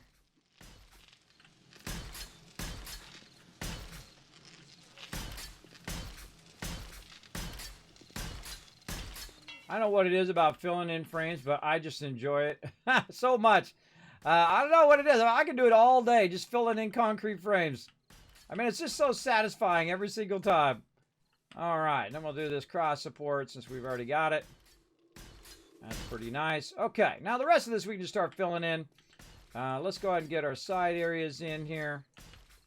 Those are going to be important in the long run. We're definitely going to need a ladder on the outside. I'll probably extend this part out with concrete to match that area there and then put a ladder a little bit further out just to make it easy for the peeps who are out there working on the garden so they can come in and out nice and easy. Again, look how much nicer it is in your base. If I put squares here, you're not going to get this 1.5 or almost 2 space to run along. That'll be that block will be in, and then you'd have only one block to run along, right? It's the same amount of blocks. It's going to take you the same amount of concrete, but it turns out nicer and gives you a little extra room in your base, and is just as strong and going to do just as good as a support for your base. So let's get it all filled in here, and then we might even get a roof in today. At least we get some side walls. Now, all the rest of the boxes, by the way, will not be going outside. Though I could put some boxes over here for farming, I guess. I can make this side the farming side and the cooking side as well. That's a good question. Maybe have the cooking going out a little bit right there. I kind of like that idea. All right, let's try that. Right here. We're going to say these three right there. You know what? Let's give them some extra. I mean, we got one. Because we already did our center support, so we can do boxes all the way across there. We give them 5 boxes for the cooking. And then what I can do is do what I call a lean out, right? Where you have a thing that goes out that way, and then you put it down on those blocks on the outside, and then we'll enclose it. So let's do something like that. That sounds like a little fun extra thing that we haven't done in a while or ever. I can't remember the last time I did it, but it's kind of fun like that. And then you got all your cooking stuff there, and then it's not impeding on the rest of the base as well. It's kind of like outdoor cooking. Very cool. All right, let's go ahead and do something like that. I like it. And again, I'm the one that does the base, so we'll get it going on. Like that. There we go. That's kind of fun. Kind of a fun way of doing that. That'll be a nice flat thing. I could have rounded it out, too. I could have rounded the corners out, kind of like a thing. Let's round the corners out. Now we get... See, this is when we get fancy, everybody, and then we don't get the rest of our stuff done. Let's round out the corners. I could also put some cabinets and stuff here, but I much prefer using concrete, because if anything gets in there and shoots up here, I don't want it wiping out our stuff. All right, now what I'm going to do on this one is I'm going to say simple. So if I screw up, I can go right back nice and easy. There we go. Boom. See, sometimes it's better to go in simple mode. There we go. See, now we got a little rounded out corners. So when we put our stuff there, it's going to be nice. Okay. Now, we got that out there. Now, the problem is you can't put anything on that. We can't put any wall edges on that. You have to actually put the outside edges. And I'll probably leave the corners open. Maybe put some glass in there up here. But these corners have to stay open for me to put the campfires down there. And I'm going to go ahead and make some campfires. Let's go ahead and make 5 of those. Even though we've got a bunch in there, I'm probably just going to destroy those in the other place, but take all the stuff out of it, obviously, first. Because these are really easy to make, and you make them real fast. And it's faster just to make another one than it is to fool with it. I made it down in there. All right, look at this. Now we're cooking. I could have put these on the ground too, but I think our cooks are going to like this a lot better. It being up at level, and then also it not being like in the way and having its own little separate spot. I do like to have all my stuff open, by the way. I like to have a nice big open base because you can run and grab this thing, and you can run and do that thing, you can run and do this and that without having to, go in and out of different buildings or in and out of different stuff. It's like, you don't make a restaurant down there where you run down the restaurant every time you need food, which is cool. I mean, that's a cool thing to do if you want to build out a whole entire city and whatever. We've done that before. I built a little restaurant and had a water tower on it, all sorts of fun stuff. But if you want to be efficient, you have it all in the same area. So I could do this and that, and the guys can come in and out, and they need to do the thing, and then all of that. Then they're fine. They are just fine. Okay, so we'll go ahead and go with that. We'll fill this corner in here, or this sidebar. And then we'll go get ourselves some boxes for that. So we don't forget to put the boxes in. You know what, I'm going to go out this way. And just go right across here. There we go.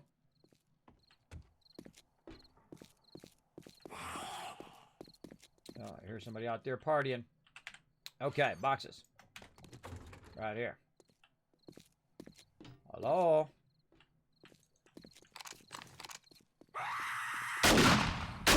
Shush. Where's your friends? Way over there. All right, I got all day for you guys to run at me, so I'm going to run to you. All right, come over here and jump on these spikes. Good job. Oh, you're a pro. That guy's a pro at jumping at spikes. All right, good job. You too? Oh, man. Let me help you out a little bit there. There you go. Hey, come on, jump on those spikes. Jump on them. Good job. Now die. All right, everybody. Hey. I don't like show-offs. Wipe those guys out. Showing off, jumping up and on the spikes, and then surviving. Why don't I have a block at the bottom of this, by the way? Why am I always jumping up there? Where's my jump block here? Oh, because I took it out when I was putting that in. There we go. See, that just makes it easier to get on the thing. I'll put a line around that, by the way, so you don't fall off of the steps when you're going up and down. Makes it way easier as well. All right, so we did that. Now we got to line the outside of this one before I forget to do that as well. Oh, we're doing the boxes first. Let's do the boxes. Let's do the boxes. So he has his own boxes over here just for all the cooking and stuff. And I'll eventually push this part out here so we can actually access them from outside as well. That'll be nice. Those will be all of our cooking boxes. And let's just remind ourselves out here to... oh, we're going to probably do plates. So I'm going to push out here too. So let's go ahead and do that back. The plates. I'll rotate that around. We got to go back to advanced. There we go. Good, nice little landing out here. So our peeps can do their thing.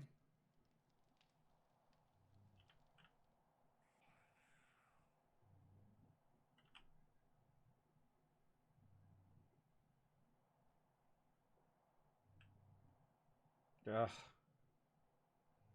This ain't no satisfactory, everybody.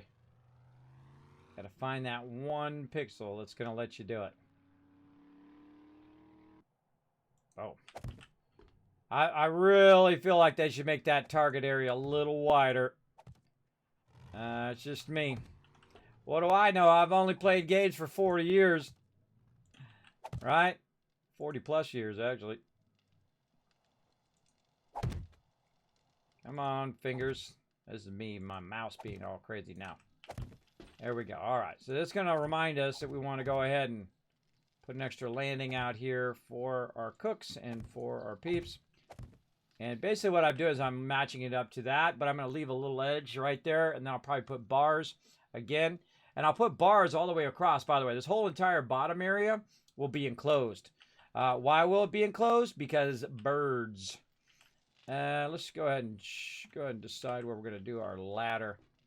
Probably right in front of this door would be a good place for some ladders. Let's go ahead and do that. See if we can do a little trick here. Oop, nope, didn't get it, but I didn't fall. All right, awesome. All right, right here. So we'll say 2 out there. Right here. Go on the inside. Yeah, inside. Now, here's the cool thing about ladders is that you can actually do ladders while you're on the ladder. I actually find it easier when you're on the ladder to do a ladder. You just can't be obstructing it, right? So you can go and do the first couple, do the first like 3, and then you can go up the ladder and usually be able to do the ladder as you go up, right? Like this. And you just kind of aim, and hopefully if there's something behind it or if you hit that edge, just right. There we go. Just walk your way up. Now, if you have something to aim at behind it, like this one right here, right? I can aim at that one, then it does it a lot better. Look at that. Ooh, that's nice. That is nice, nice. Now, same thing over this side. Let's do this. Down we go. And again, notice how I left this kind of walkway here. This will all be filled in with concrete in here. This is all going to be farmland out here, and you can see we've kind of filled in the out area so he knows exactly where he can build his farm at. We're going to let him do that, and then we're going to go ahead and also do this. Nope, not that one. This one. Again, dude, like, this is time-consuming. Oh, yeah. Well, I like doing this stuff. This is my favorite stuff. Like, some people, they'll run out of the base. They'll run around. They'll do a whole bunch of stuff, which is fun also. I dig running with the crew. But they know what I like to do, so they just let me do my thing. Dang, can't get that sucker in there. Get in there. There we go. Now, it's also easier to run it down, but look what happens. Right? Well, thanks for pulling those other ones down I didn't need. If you run it down, the wood versions of the stairs aren't going to be able to go very far. Like about 2 is about as far as that's going to go. So we're going to go ahead and run it up from down low. Now, we could also upgrade it if you wanted to do that. Let's see if we can get this one from here. There we go. You can also upgrade it as well. And then run it down from the top if you want. Me, I just take the extra time to do this. Line it up. There we go. Looking good. There we go. Now, eventually, I'll go ahead and upgrade those, but I put them all the way at the ground so they'll hold itself up. Otherwise, it'll fall down. So, we don't want that to happen. Now, these are also on the outside of our base, so no big deal. So, it's not that big a deal that we put a frame there. That's why I put them on the outside and not on the underside. Now, also, just for support reasons, I'm going to actually put a frame underneath this or a plate underneath that just to make sure that that is going to be nice and secure. We don't want our base coming down at an inopportune moment. I'm just going to go ahead and put this in from down here. Just gets a little easier. Sometimes you got to get that jump technique down. This right here can go. We're using that as a nerd pole there. Now here's another little trick. You want to do this. Try to get this outside one.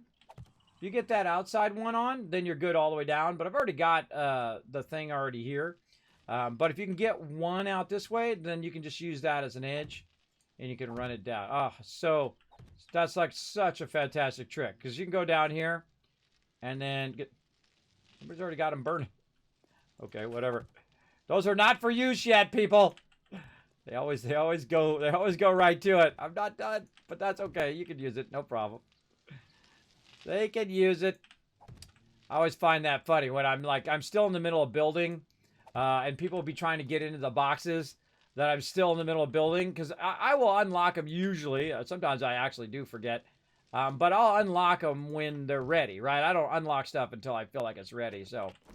that's just my thing. Otherwise, you don't want people putting it in there and the whole base comes down, and then I feel bad that all of that resources that we did is now gone. We'll need to fill those other ones in from underneath. But let's run this along here to at least have a nice, stable, solid run line here. And around this way. There we go. We'll fill the rest of that in once we're done with the internal base. All right, let's get back to it. All right, where's our center support there? Let's just do a 2-window there. I always prefer windows. You got to watch out for birds, though. They will try to get in through those windows. It is pretty dangerous to do those windows. Now, again, I don't move any equipment till I'm sure that this base is fine and it's not going to fall down. And that's why I don't have any of these boxes unlocked. I don't have anything going on. Until such a time in which it's ready to go. But they're probably in there helping out. They're in there doing what they can do while they're waiting for me to finish this up. They're bringing all the cooking stuff over here, getting it fired up. I think that's kind of cool, right? Got the fire outside the window. It's not like the mobs are going to get right there. They could get there, though. They could come up the ladder and get there. But once I upgrade the ladder, I will actually put a box under there that we can pull out in case they do. Do that, as well as I could make a hatch or make a blocker there that the door will not open, or make an enclosed area where you can't get in there unless you're a person, right? Unless you're me or my allies, you will not be able to get in that door because you can't automate the doors in this game. It's pretty fun. I'll get into that later. That takes a lot of resources and time, so we're not going to mess with that right now. Oh, and there we are, finally out of concrete. I knew it was going to happen at some point. That's why I'm trying to prioritize the inner. But guess what we've been doing all this time? That's right. Running tons and tons of concrete. Which is awesome. This is why you got all this stuff running. So when you hit that stopping point, Go and pick all this up. It's about 4,000 right here. This may get us to the end. It's going to be pretty close. Oop, didn't get that one. May get us to the end. We'll see. So prioritizing the concrete for the base. And when I'm ready, when I got the base done, I'll let everybody know, and then they'll come over and help me move all the stuff. I'll label it all. I'll unlock it all, and then the whole entire crew will come over and work together to move it. Because that's going to be way faster. I still want to move these forges. I wanted to try them down there, but people are going to get caught on fire a lot. Definitely going to move those forges and just run workbenches. And maybe I'll do workbenches, and then maybe I'll drill that out and do another row of those and just have the forges up here on the top. Not a big fan of having those down there. Or maybe I'll just make that one long row of converters, like I said earlier. We'll see, of cement mixers. We'll see what I decide. And, you know, nothing's final in this game. If you make it one way, you just take an auger or pickaxe or whatever you need, chainsaw, and just take it out. Take it out and then make it however we want it now, right? I do a lot of stuff where I'll be working on it, and then I'll say, I thought that was going to be good, but this way is even better. And then I'll change it to the other way. All right, let's get these cross supports. We know our roof's going to be all ready to rock. Keep jumping down in this thing. Get that one there. Still got to do our lift area out there. This is going to be where my peeps land up here. Right up here. Like that.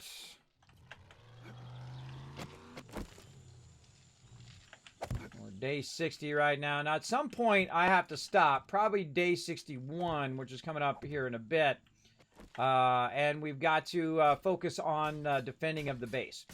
If you don't switch, if you just stay focused on this, then we're not going to have enough ammo and not enough stuff to actually defend the base on Horde Night.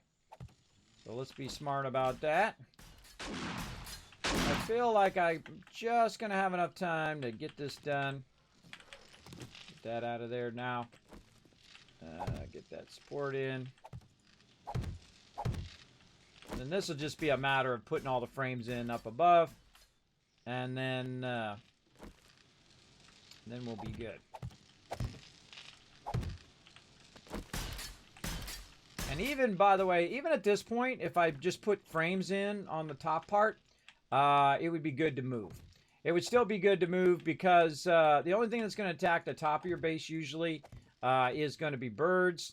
And you can hold off the birds with rebar frames pretty well. But I'm the type of person, really, you know, better be safe than sorry. I would rather it all be done, you know, before I move the stuff in. But we'll get it going right here.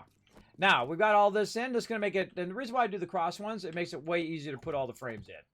Right, I can just stand here at the side and put all these frames in. And should be good to go.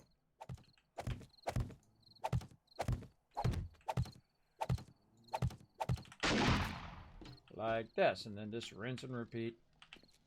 Now on this one, see, this one's a bit further. This one's 5. So what you want to do is just put a row in from over here, then walk back over here, and then you can put the rest of them in.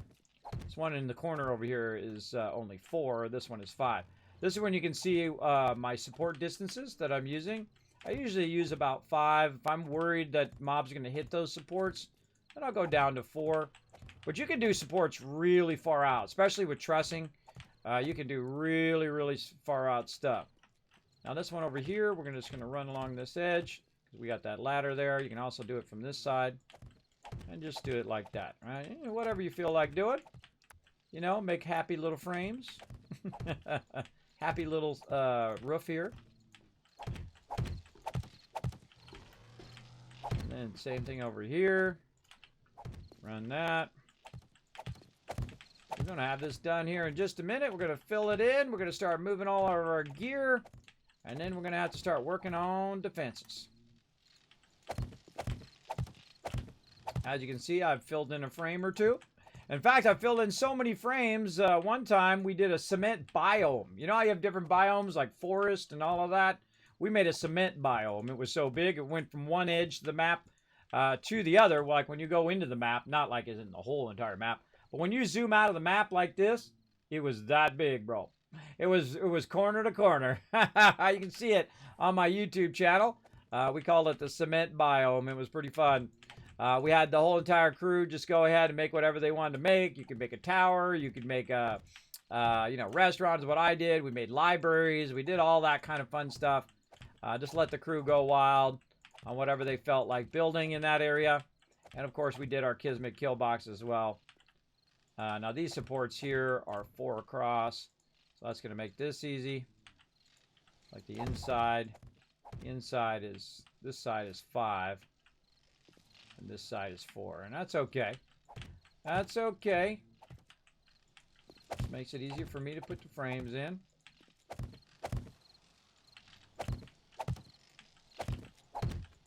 Now, see, if you notice, I don't have to micromanage my crew. My crew knows what to do. They're off doing their thing. I don't have to sit here and... Now, a lot of people don't like it when you micromanage them either, by the way. It's great when you communicate, hey, we need this or we need that. But I never say, hey, you go do this or you go do that. Unless it's like a mission critical thing and I say, hey, everybody, all hands on deck kind of thing. But very rarely do I do that. I prefer everybody feels like they're a vital part of the team. They're doing what they're best at, what they want to do in that playthrough. A lot of times, too, people will change up what they did. Like last time, they might have did the food, and then this time they're doing ammo and so on. I let people change up whatever they feel like doing, right? You don't want to be too heavy-handed with your leadership, peeps. Don't be too heavy-handed. Don't tell people they suck and that they don't have good gear and they need to go get their gear. That's a very World of Warcraft thing right there. That they, people berate each other over gear or over whatever or making mistakes or whatnot. I feel like that's the #1 way to lose members. The #1 way to lose members is just treat them like complete crap. And then they're like, why am I even with these guys? They don't care if I live or die. I'm just a number to them. I'm just gear to them. Yeah, I don't do that. I don't mess around. You disrespect them in my guild, you gone. You're just like insta-gone, too. I don't mess around. Especially you're really disrespectful to my longtime members who've been in the guild 5 years, 10 years, 15 years. Right? Yeah, nope, you gone. Nope. Bye-bye. Don't mess around. Tashi coming in. Enjoy the stream. Yes, I'm having lots of fun today. We are working on the final of our mega build here. We went and tore down Close Encounter here, or at least portion of it. We've been revamping it to our purposes. Now, the big problem is this is a giant base.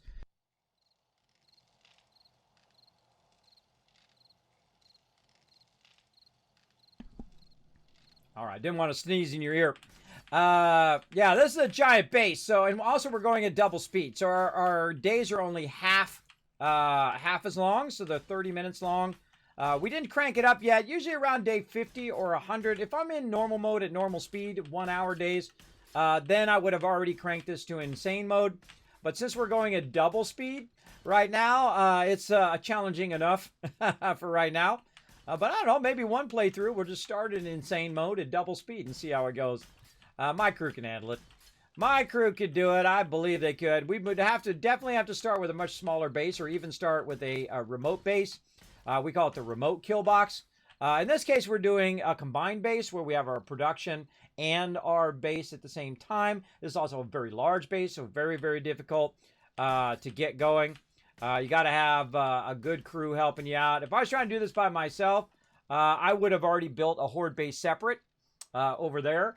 And then worked on this base for a while until I had it up and running, and then eventually used this base as the Horde Night base. But definitely would not be anywhere close to where I am now, and that's why you always got to appreciate the peeps who have your back.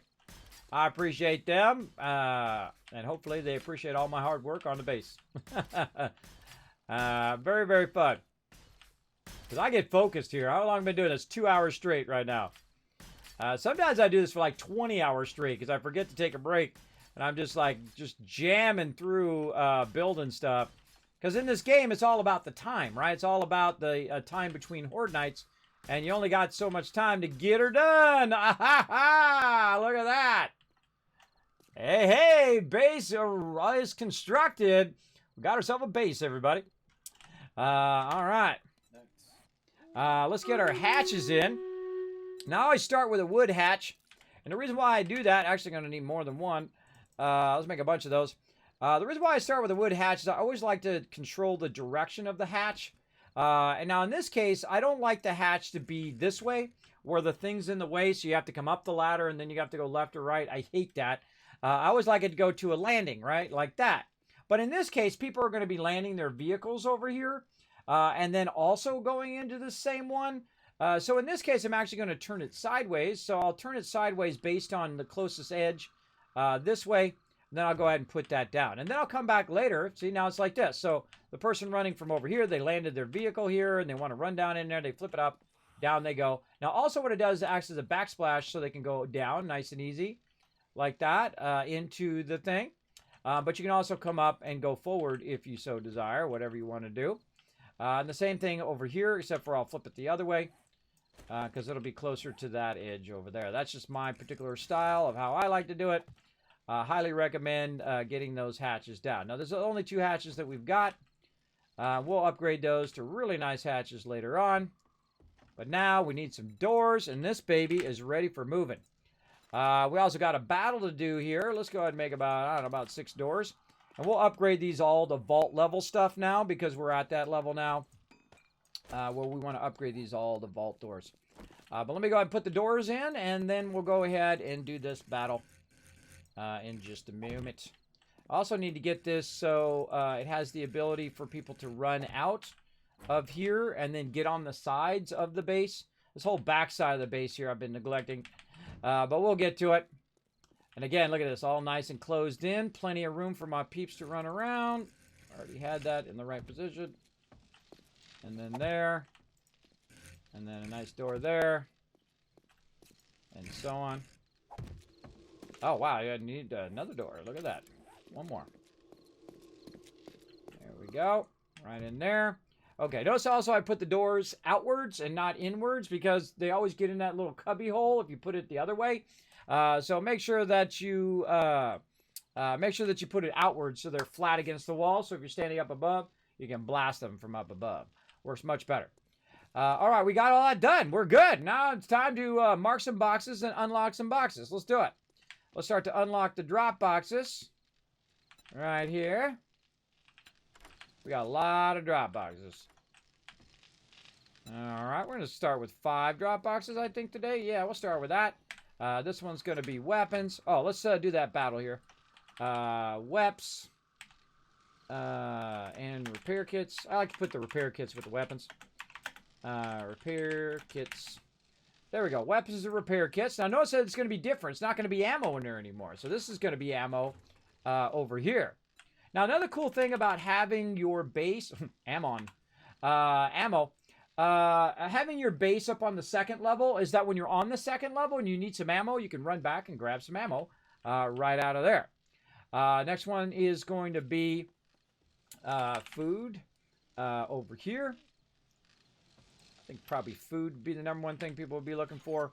And then over here, we're going to go ahead and put this as water. And then we're going to put these all separate now. Meds. Right there. And then ice and gas. Actually, I should put that down on the 2nd one because it's a little easier to read. And we'll go ahead and do the rest of those here in a minute. All right, battle time. Let's fire it up. Let's do it. Candelabras. Yes, I will add some candelabras later. Look at you already thinking ahead there, Bo. I'm going to put some round candelabras in there. You know it. You know it. This way it'll light up the boxes so they'll be easy to read in the dark. Now, everybody in here, though, has got a flashlight now, so I don't really need candelabras in there right now. The problem with my candelabras, too, is the fact that I do have those plates there. So when I decide, I might take out that roof tile and make it into a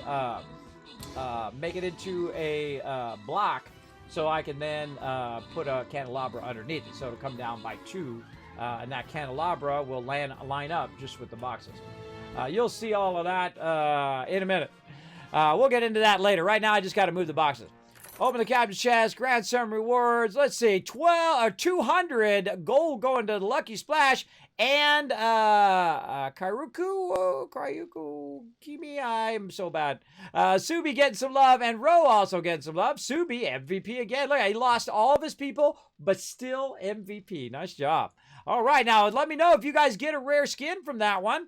I always love to know that you guys are getting hooked up with the loot. Go check your loot right there. See how you're doing. Now, another 4 skull here, so we're not going to mess around. We're going to go ahead and pull in the big man himself. That's me right there. You ever wonder, ever wish you had a character in a game? I do, right there. In fact, I got 2 of them. If we get some more peeps to buy some skins there, we would also get Norbert, a little friend, Sparkle Dog. And then you guys get to choose what he is. Now, of course, you can help support the stream by going right in here to the store. Oh, we got the scrolls to get too. Going right in here to the store, you click on skins right there. You type in Kismet right there. You can go ahead and gift the skins, or you can do the more fun thing, gift it to yourself if you don't already have them. You get me, the Wasteland Tycoon, and then, of course, Norbert up there as well. Very, very cool. Great way to support the stream and also look sharp while you're doing some battles. Let's see, Heroic Barbarian Scrolls. Let's get some of those. We got some Rogue, yes, let's get those. Man, we got some gold. You know what? Let's just get all the stuff we can get. How about that? Yeah, ooh, that was a lot of scrolls. Nice. We got any upgrades? Nobody got any upgrades? All right. We'll come back to that later on. Let's get back to some 7 days. There we go. Okay, so now we got some stuff. We can go ahead and start moving our stuff from where it is to where it is over here. Now, my crew's already on it. I bet you, look at us, they're already doing their thing. See, Rose, Johnny on the spot, bro. He's Johnny on the spot. So I'm going to go down here and clear out a bit of my inventory so I can help with that. Like this. So I'm going to go down here and say put my code in here because I don't want anything to drop in my bar. I've got my own box over here where I can just go ahead and say put everything in there. We'll come back and work on that in a bit. So some of the things is we want to work on our final stuff here. So we got a bunch of food and water here. So I'll go ahead and just, oh, wrong thing right here. Or I can just hit R, grab all the food and water out of there. Now, it's going to go in order in my thing. So if I don't have enough, I could put it in the same box. But I'm not going to mess around there. I'm just going to go ahead and lug this over here. I really need to upgrade my character and upgrade all of his armor so I have more pocket space. And basically, you can get to a point where you can have all your inventory unlocked so you're never overburdened. But more important that I get this done. Just takes an extra minute to walk over here. I really need to get this done. But again, we're day 61. Let's get our stuff moved. Then I can build the overhang for this. And then we should be good. All right, so food right here. Now, another thing that this does, by the way, is it makes it so the people who are trying to get food are not blocked by the people who are trying to get water. Because that sucks. That sucks big time. Because what happens is no 2 people can be in the same box at the same time. Now, we're also going to color these boxes so it makes it a lot easier for them to see. Down here, I need to unlock some of these other boxes here. Right there. Ammo. We'll unlock that one. We'll unlock this one as we're going down. There we go. And that allowed them to put some stuff in there because I got it all locked right now. And these other ones I haven't decided what they're going to be yet, so I'll leave those locked. But right now, let's go ahead and put our meds in there. That's nice. Meds. There we go. And then bikes and gas would be the next thing. See, I put it in order of typically the things that they're looking for, right? They might be looking for a weapon upgrade or a repair kit, right? So that makes that great. So if someone's trying to get ammo, they're not in the way of the person trying to get a repair kit. If they're trying to get food, they're not in the way of the water. They're not in the way of the meds. I do not do this early, though. I do not do this early on because you're just building a whole bunch of stuff for no reason, and it just sucks up your time and effort when you don't really need to do that early game. As you can see, I have it condensed into a single box over here. Food, water, and meds. Now, once that's done, I will then again lock that temporarily so nobody puts anything in there. And I'll take that box out. Very important to take that stuff out ASAP. I'm just going to hit R, grab whatever I can grab out of there. And notice that box is getting full now. When that box gets full, you definitely want to start splitting it into separate. But I do not split boxes until the box is actually full. Because the early game, I mean, you got like 2 stacks of ammo and you got 2 stacks of weapons. There's no reason to put in all the structure for all of that. Now, this is very dangerous to have it out here before that horde night, so I definitely have to build that overhang. Or what'll happen is somebody will be standing over there, and then mobs will shoot and they'll hit our stuff, which has happened to me before, and so that's why I'm always kind of weary of that particular thing. All right, yay, we got our ammo separate now. Very nice. All right, let's go ahead and sort that a bit. Let's see, ammo. This is really a weapon. But should we put our explosive with our ammo? You know what? I'm going to put all the explosive items with the ammo. This is blunderbuss ammo. These are all weapons. Let's put all these in here. Now we got more room for weapons. That's can be also considered a tool. That's considered a ammo. Let's go ahead and put these back in here. There we go. All right, now we're looking good. Rose helping me out so we get the base moved. And then also what's going to happen, by the way, is the mobs are no longer going to run and try to break through here because we've now done this. So let's take this out as well. Let's get these moved so we make sure that nothing bad happens to all of this stuff up here. And then I'm just going to auger this stuff out. See, now the mobs won't run toward those anymore. The mobs will run toward our other base. We can still leave this as a nice area for making mushrooms under there. That's always fun. Let's go ahead and grab some more. Oh, he grabbed those weapons. All right. Get those out. So let's get all of our finished stuff moved. Like this. Let's just go this way. Let's go this way.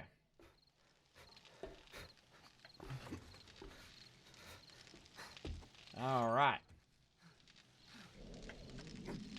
So slow. I got to get this all fixed. Drop boxes. The old drop boxes are empty.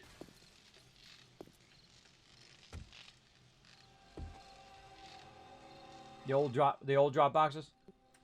Yeah, the old drop boxes are empty. All right, awesome. Armor, which is different than clothing. We're going to go ahead and put that in there. Unlock the box. Come on. There we go. Armor is this stuff. If it's got a number on it, it goes in this box. All right, real easy to tell the difference. If it doesn't have a number on it, it goes in the other box. That's armor. Clothing. Oh, God, my typing today. Clothing. And we'll unlock that one. And we'll get that in there.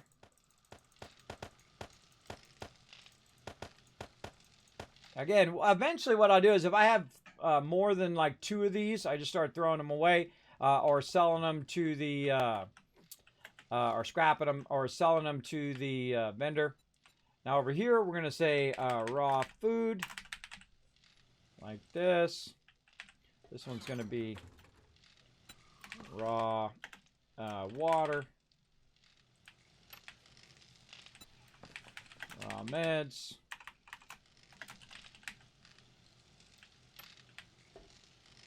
This one's going to be garden.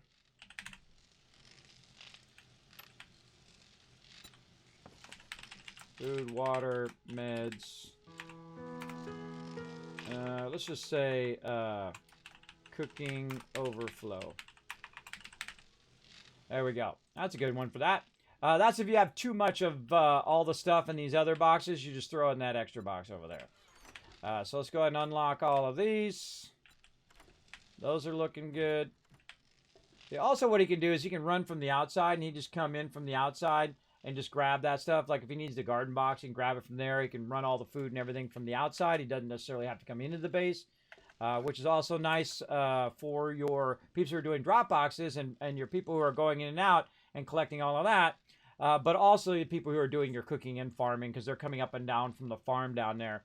It just makes it a little more convenient not to come in the base every time. Now, I don't know why I'm getting water through the top of my base. I got a concrete base here. I shouldn't be getting no water. It's probably because the windows are open. By the way, if you have it, eventually you have it enclosed, that the rain will stop coming through. They finally fixed that in Fallout 2. All right, where are we at? We got that done. Oh, God, we got to start working on our defenses. We got to start firing it up. So day 61 is when I start thinking about it. Okay, we got to do day 62 and day 63. will be our defenses. We'll see how we're looking. Clothing, armor done. There we go. Dropbox. He says they're empty, but I'm going to check them anyway.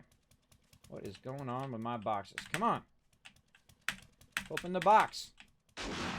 Yeah, God, it's having box lag. Are you having lag opening boxes too? Yeah, I'm having massive box lag. Box lag!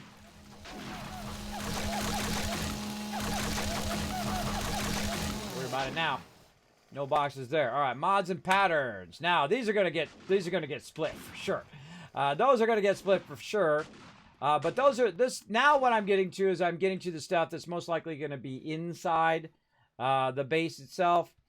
Because if you're gonna upgrade that stuff, now probably mods I can leave on the outside, right? Anything that I've made like this draw magazine or whatever, I can leave that on the outside. In fact, I could probably take out Dropbox number 5 and put it there. Or what I can do is just put the mods in with the weapons and whatnot. But we're going to end up with a lot of mods. So I'm just going to make it where they can just go down the line, get whatever they need along the outside as well. So we'll put mods down here. Like that.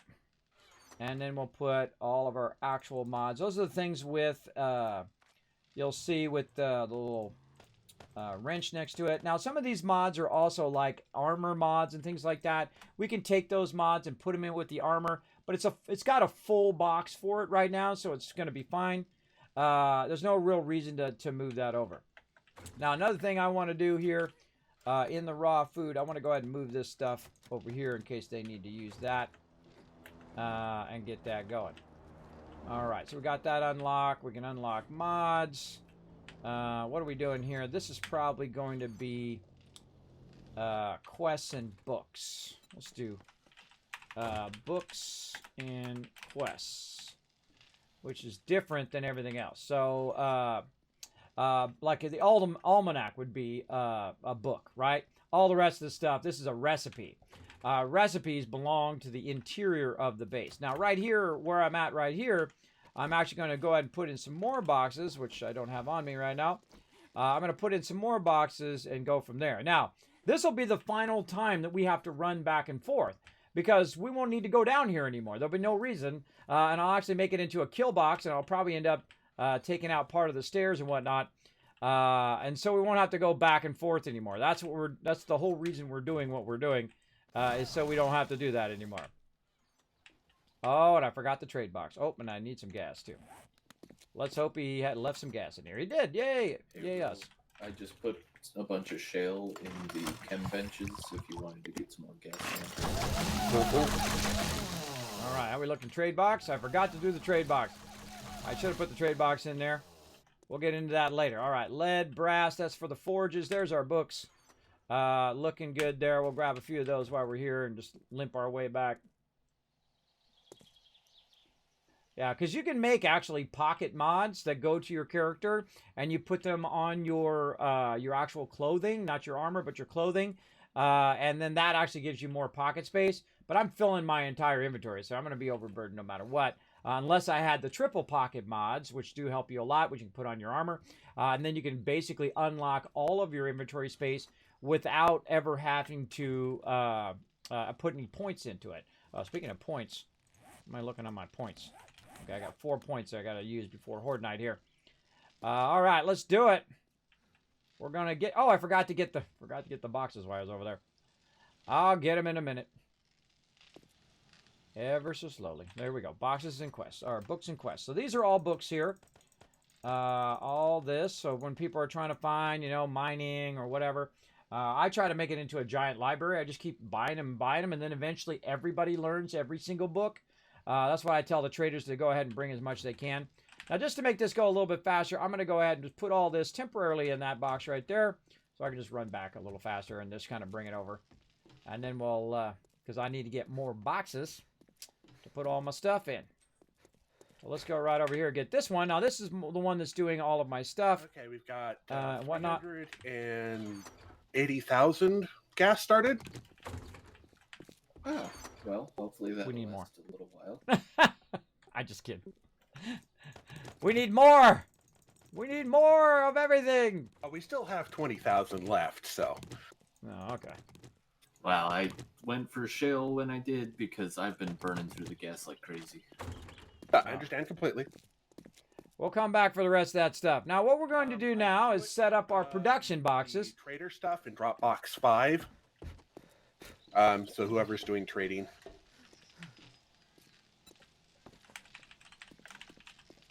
You know where it is.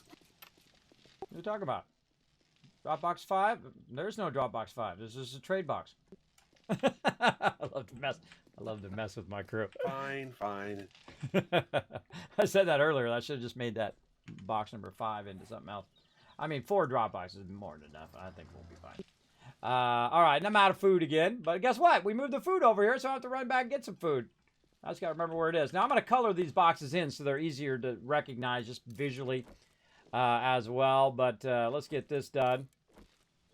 Okay, now, I got plenty of boxes left over. So what I'm going to do is I'm going to start doing my production boxes. Now, most likely I'm going to take these forges and I'm going to put them in 3 separate groups, right? I'm going to put them up here, and then here in the center, here in the center.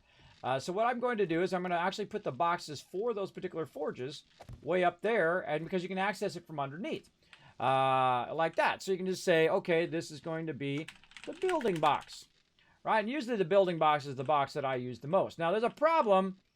I can't actually see the label this way, right? So we've got to figure out which way the label is, so we're about to waste some boxes right here. So we're going to rotate it, right? We're going to rotate it advanced.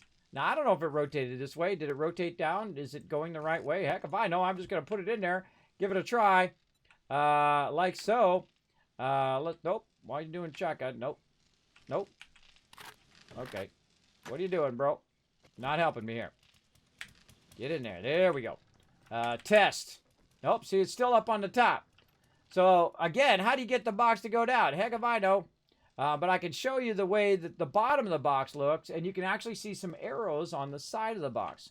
So if we go in and we say, okay, we're going to look for those arrows. See, it says storage on the side there, right? And we're going to go ahead and just fool around with it until those arrows are the way we want it to be, right? So basically, we want to match the arrows that are up above, and then just have the arrow in that bottom right corner facing up, right? Like that. All right, and then we can try it again. And we can say, building box. Ah, okay, that's not bad, not bad. Can we see it from the side? Yeah, we can see it from the side. Now, for some reason, now it's putting it on the top. For more chem benches? I don't know. Don't play me. Acid. I don't make the game. I just play them. So again, why does that go on the thing and all of that? Because you can see it on this side and there. Because if we look on that side, it's no longer there because that's the top over there, right? Medical supplies. So I don't know why that one is not rotated with the same, probably because it thinks it's the top of the box and whatnot, or the side of the box. But we're just going to roll with it and take these other ones out. Now, here's the cool thing to do. Once you have these have one of these boxes correct, make sure that you've made a bunch of the other ones Need the acid for. so that when you go to put this one down, it's already in the correct position. Now, also it says the word storage up there, and I noticed the word storage is the same as the other boxes. I'm doing this on purpose, by the way. I already know how to do it, but I'm just explaining it to you because this is something you're going to run into when you're working vertically.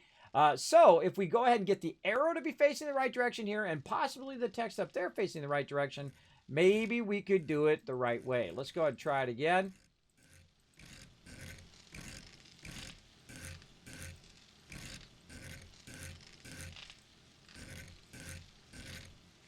Aha! Right, so the word's going the right way there. We've got it down below here. Let's try it like this.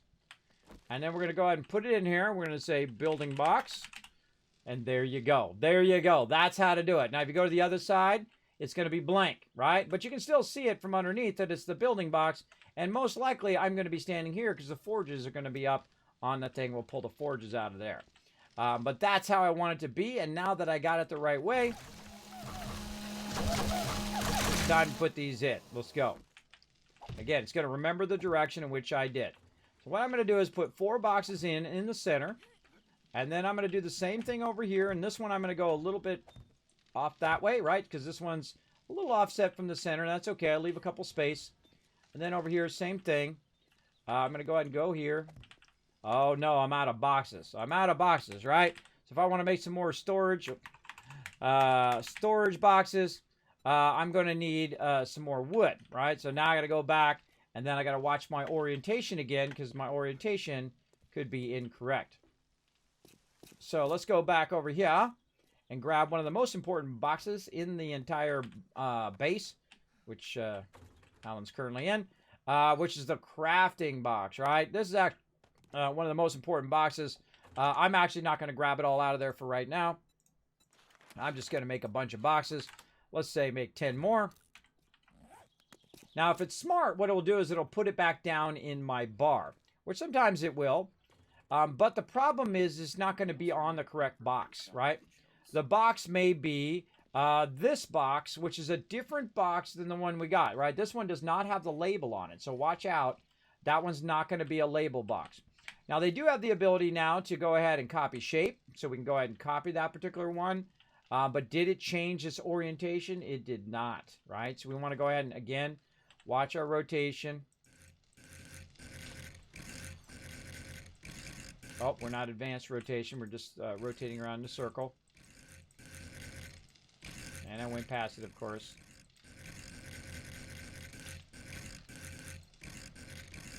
Ah!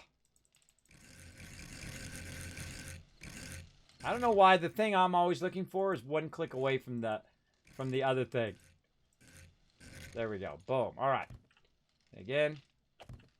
Right there. All right. And then we got our building box. And then here in the center, we're going to have wood, stone, wood and stone. Right there. And then over here, iron, what's this? Iron and clay. So I'm going to kind of try splitting it up a little bit more. Normally I'd have all that stuff combined. And then over here, I don't want to put over there. We'll worry about that later on.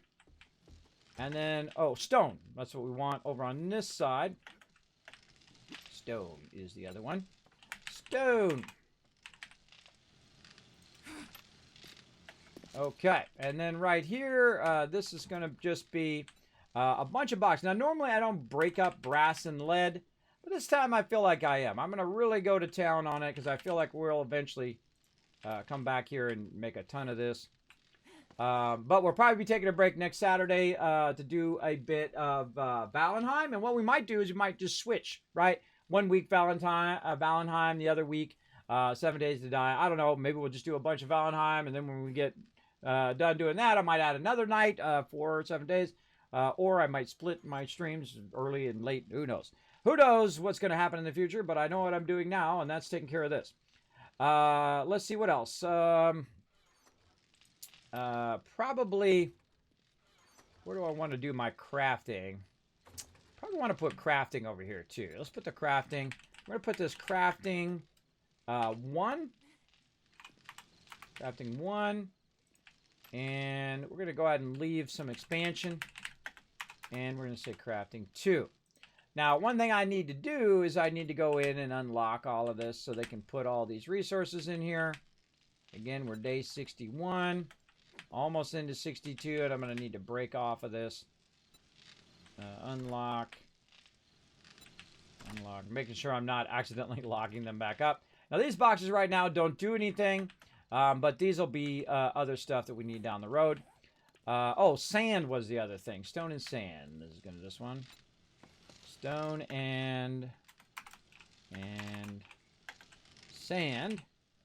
That's going to be together. And this is just going to be wood. Let's just be wood here.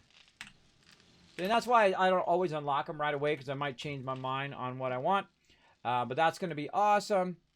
We got iron and clay in here. See now, iron, brass, lead, sand, stone, and clay. You need a box for all of those things. Now, why do I have brass and lead over there? Because those are going to be the brass and lead forges over there. And then over here, we're going to be doing all of this. And then we're going to be doing all of our iron forges probably on that side, 2 stacked. All of our stone forges, 2 stacked there. And then run a ton of converters and just get a crazy ton of concrete. All right, we're looking good. Now, we need to put all this stuff where it goes. Let's go ahead and put the wood in there. And the sand in there. And the iron and clay together over here. We got a bunch of crafting materials there as well. These wrenches are actually not tools. They're crafting. Oh, that's the other thing I didn't put down yet is tools. What do we want to do? Usually people are looking for tools, but probably not very much anymore. I feel like the less somebody needs something, the further down I put it down the line here. So I'll put tools down here for now. But I seriously doubt that anyone's going to need that right now. Let's go ahead and unlock that one. We got those unlocked. Man, I got to get that outer part of it done. Nope. And then we've got our building box, which is going to be all of this stuff right here. Put all that back in there for now. All right, looking good. Now, let's just go ahead and finish up. And our base going to be moved, and we'll go ahead and start some steel doors as well. There's our stone. Box out. How are we doing here? Iron, brass, lead. Okay, we got to get that going on at some point. Horde night coming up, everybody. Settle in. Settle in. We're going to get some Horde night action going on. Now, again, you're like, well, Kismet, why do you put your stuff up so high? Well, I do that so the mobs don't come and destroy it. I mean, duh. I mean, I've seen that happen not only in my games. When I first started playing, I had them down on the ground. They came in and they wiped them out, and all the stuff drops on the ground. Oh, everybody's got their own little boxes there. I didn't even notice. How cool.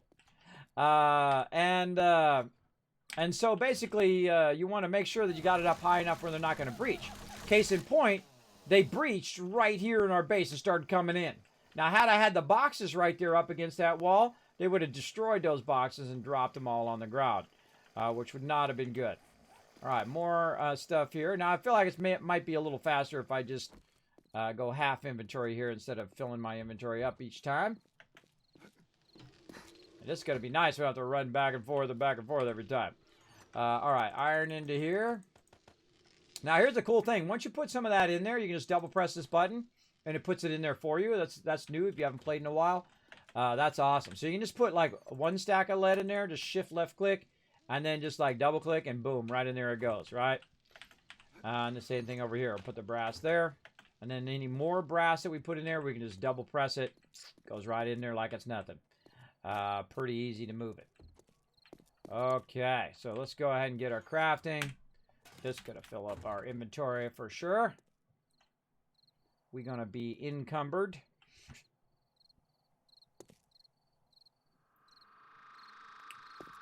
Now, as you can see, that box is starting to get full, which is why I made 2 crafting boxes instead of 1. And then we can start splitting it. Or I can just say crafting and then say, okay, this is where all the stuff is, right? All the leather or whatever we have overabundance is, kind of like an overflow one into there. I like to have one single crafting box usually. But one of the problems also with the crafting box is a lot of people are going in and out of the crafting box. And so you're going to have problem. Oh, that was the other thing I was going to do. I was going to do ammo crafting. Hold on. Let's change our mind on this. Hold on. We're going to take this out. It just dawned on me what I was going to do over here. Ammo crafting. Ammo. Raw ammo. That's what we'll do over here. Raw ammo number 1. That's what we'll do. We'll call this crafting 1 over here. And then what I'll do is I'll put a second crafting box on the other side. And then this way, you don't have to be fighting over the same crafting box, and we can split the resources evenly between the 2 boxes. And then that should work a lot better. Crafting 2. There we go. All right, very nice. And then, we'll put some stuff in here and some stuff in there. We can go ahead and split all of our ammo stuff as well. All right, we'll get over here and do this.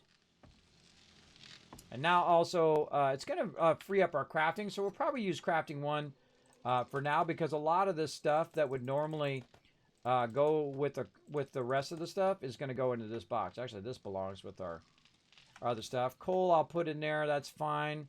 This is ammo there. Ammo. All the rest of the stuff now crafting. So we'll just go ahead and right in there. Easy peasy, right? Easy stuff. again, you'll see, again, in the beginning, I'll have it where they're combined, and then eventually when I actually build a better base, then I'll have them separated. All right, we got that. Did we finish our books? Oh, we didn't finish our books. All right, let's do those. Go. Now we're looking on crafting. Oh, still got a little bit more. Oh, it's battle time. All right, while I'm slogging my way back, let's go ahead and do this battle, everybody. Fired up. Battle time. There we go.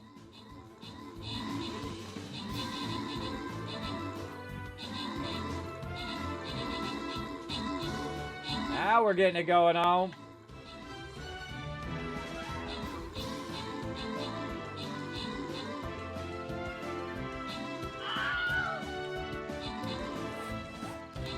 All right, get some books.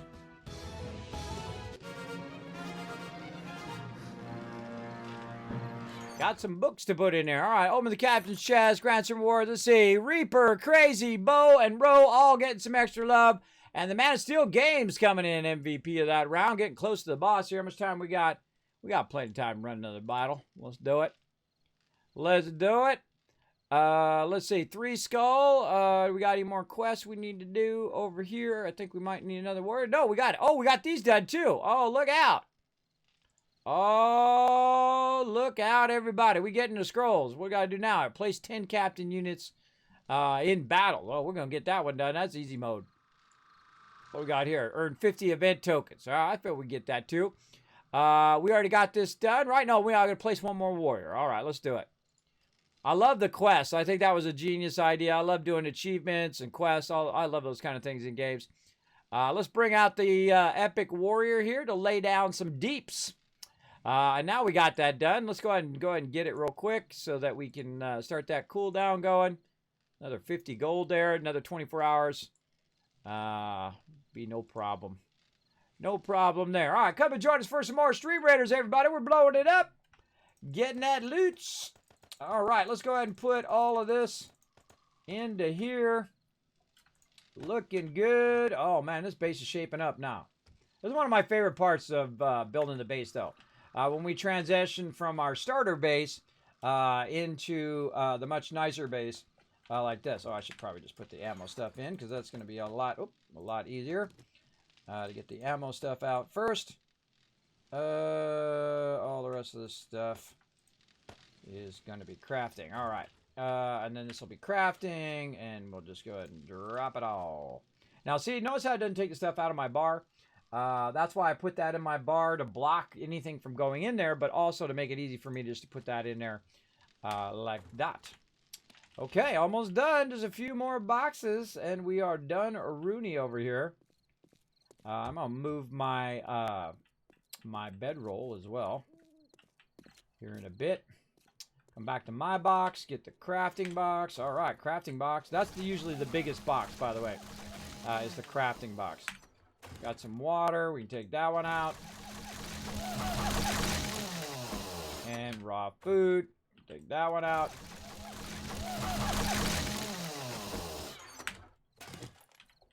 All right, let's lug it back. Lug it back. How are we looking on starting up some ammo? We're day 62. We should start up some serious ammo for sure. Maybe some AP 7.62 if we don't have any. Start chumming that up. We're going to need some AP ammo for sure. And that's the next thing we need to work on. When I'm done doing this, we need to fire up a huge amount of AP ammo. Because now we're day 62. So all the mobs are going to scale up. They're going to get harder. They're going to be feral.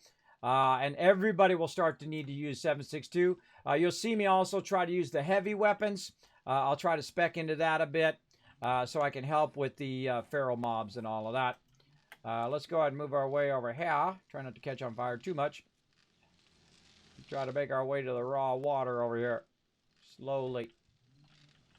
Alright, raw water. I did unlock that. I did. Okay. Water, water, water. And then double press. Boom. Very nice. And then garden. I might as well just shift click it.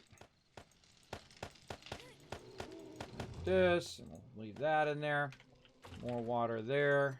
Put one of those in there and double press it. Nice. This is crafting. At the end, again, look how much nicer that box is, right? Because you got the ammo and the stuff. Oh, so I forgot to put the feathers in there. My bad. My bad. Oh, and that's the one he's in. There we go. Now, we're not going to be using too many more feathers, but it is part of the ammo done, so we're going to go ahead and put that in there. Put that in there and rock and roll. And now, again, we'll have to switch our priorities eventually from mining and doing all of that to brass and lead in the future. But for right now, let's see. That's not too much in there. We already did the farming. Let's start down here. Almost done with this. Oh, nice. Almost done. Definitely need to work on my outfit and get my things luck. Have you ever tried Project Zomboid? I have not tried it. Feel free to go ahead and suggest it, by the way. I just did a massive overhaul of my Discord for 7 hours today. You're welcome to go ahead and check it out on the Discord. There's an awesome welcome page which tells you everything about the Discord, where the rules are, and click on the rules, agree to that, and that gives you access to the rest of the Discord as well. So make sure to clicky that button, and you'll be all set. And then you can go to game suggestions. My brain stopped there. You can go to game suggestions and suggest those, and I will put it on my list to check out. I do appreciate all game suggestions. Big time. What is this? These are so this is actual raw food here. This is raw foody foods. Let's put all those in there. Let's just go ahead and scrap that. That looks kind of like meds there. That's meds. But again, they can come in and organize this however they want. This looks like all raw food. Hops, flour. That's med stuff. Farming. It's really raw water, but we'll put that in there. They can adjust. These are their boxes. They can adjust it however they want. I'm just putting it in there just to get it out of the thing. Keep dropping. Keep dropping down in there. Man, I got to definitely fill those in so it stop dropping in there all the time. So this is meds over here. Oh, that's meds. I definitely need more of that. This should be garden. Potentially. We've also got plant fibers. We're going to put the plant fibers in there. Rotting flesh. That's really garden. So we'll put that in garden. It's already got a lot of this other stuff in there, so we won't worry about that. And run back and get some more, but let's go ahead and put some of this away here. Stone into there, clay over to here, wood into there. All right, very nice. We're getting there. We're running heavy, though. We're running real close into Horde Night here. And I haven't worked on any of the spikes or anything like that out there. I should probably have a bunch of spikes going right now. We'll get that going here in a minute. Meds. Couple more boxes. So exciting. Lug it over there. Now, is it faster to take less and run over there and then run back? Or is it faster just to take it all at the same time? I don't know. It's damned if you do and damned if you don't kind of thing. I think I just take it all at once. Well, I don't have to make as many trips. Whoop, what the heck? Go through here. Go through the proper doorway. That'll help. Yeah. D. Come on. Get up in there again. What do we got? Raw food. Do we have enough cement to do the concrete pad around the base? I don't know. I'd look in the building box. Oh, I did. I don't think I put it back in there. I think it's in my box in there. If you want to work on it, go for it. Yeah, just go in there and grab it because I have a bunch of it melting down in the forges. So I'm just letting it run to melt down so I can just queue a bunch of it up. But go look in my box in the old base. And you can just grab all that concrete out of there. Okay. Well, I have plenty of room for everybody to have a box in here. They can just have a box up along the sides here or wherever they want it to be. I'd probably put it up at the top so it'll be safe. Because you try to put it over here, the frame's going to be, the plate's going to be in the way, so you can't just put it up in there. 69 concrete in there. And then that's what we got right now. I'm going to queue some up here in a minute, but I'm trying to move all this stuff first. You want to help me move some of them boxes? We can finish that up. Okay. All right, raw food. Let's put all that in here. Raw food into there. Raw water over to here. And this Big is... bada boom! Whoa, big bada boom coming in. Thank you so much for that big bada boom. Loot Goblin coming in, setting it off up in here, making the dragon dance. There we go. How you doing tonight, Loot Goblin? Hope you're doing good, man. Thanks for coming in with those biddies. Appreciate you showing the stream some love up in here. We're blowing it up right now. We're trying to get all this stuff together. We're going to go ahead and put our raw meds in here. I think that's part of raw meds. I don't know. They'll figure it out. It's their boxes. I'm just helping them out, moving their stuff over here. They can get that all figured out. I need a raw bike box. Could you designate a parts box? Not yet, but I'm about to right now. You can come over here on this side where I'm at. Raw bike box. And there we go. We'll unlock that. And that's exactly what the next thing I was going to do. Parts. Right there. And then we'll unlock it. There you go. Alright, we'll put all this up in here. Like this. For Ro when he's making stuff. And you can see we don't have a lot of resources. And that's because we've been very heavy. He put frames in. He's tired of falling in there. Somebody got tired of falling in there. They put the frames in there. That's funny. That's funny. It happens.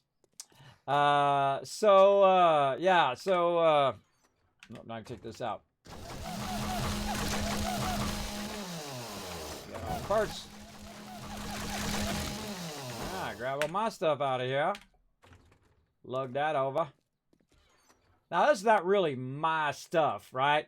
A lot of this stuff, oh, and I already did the Norbert dancing. Yeah, I'll do it again. There you go.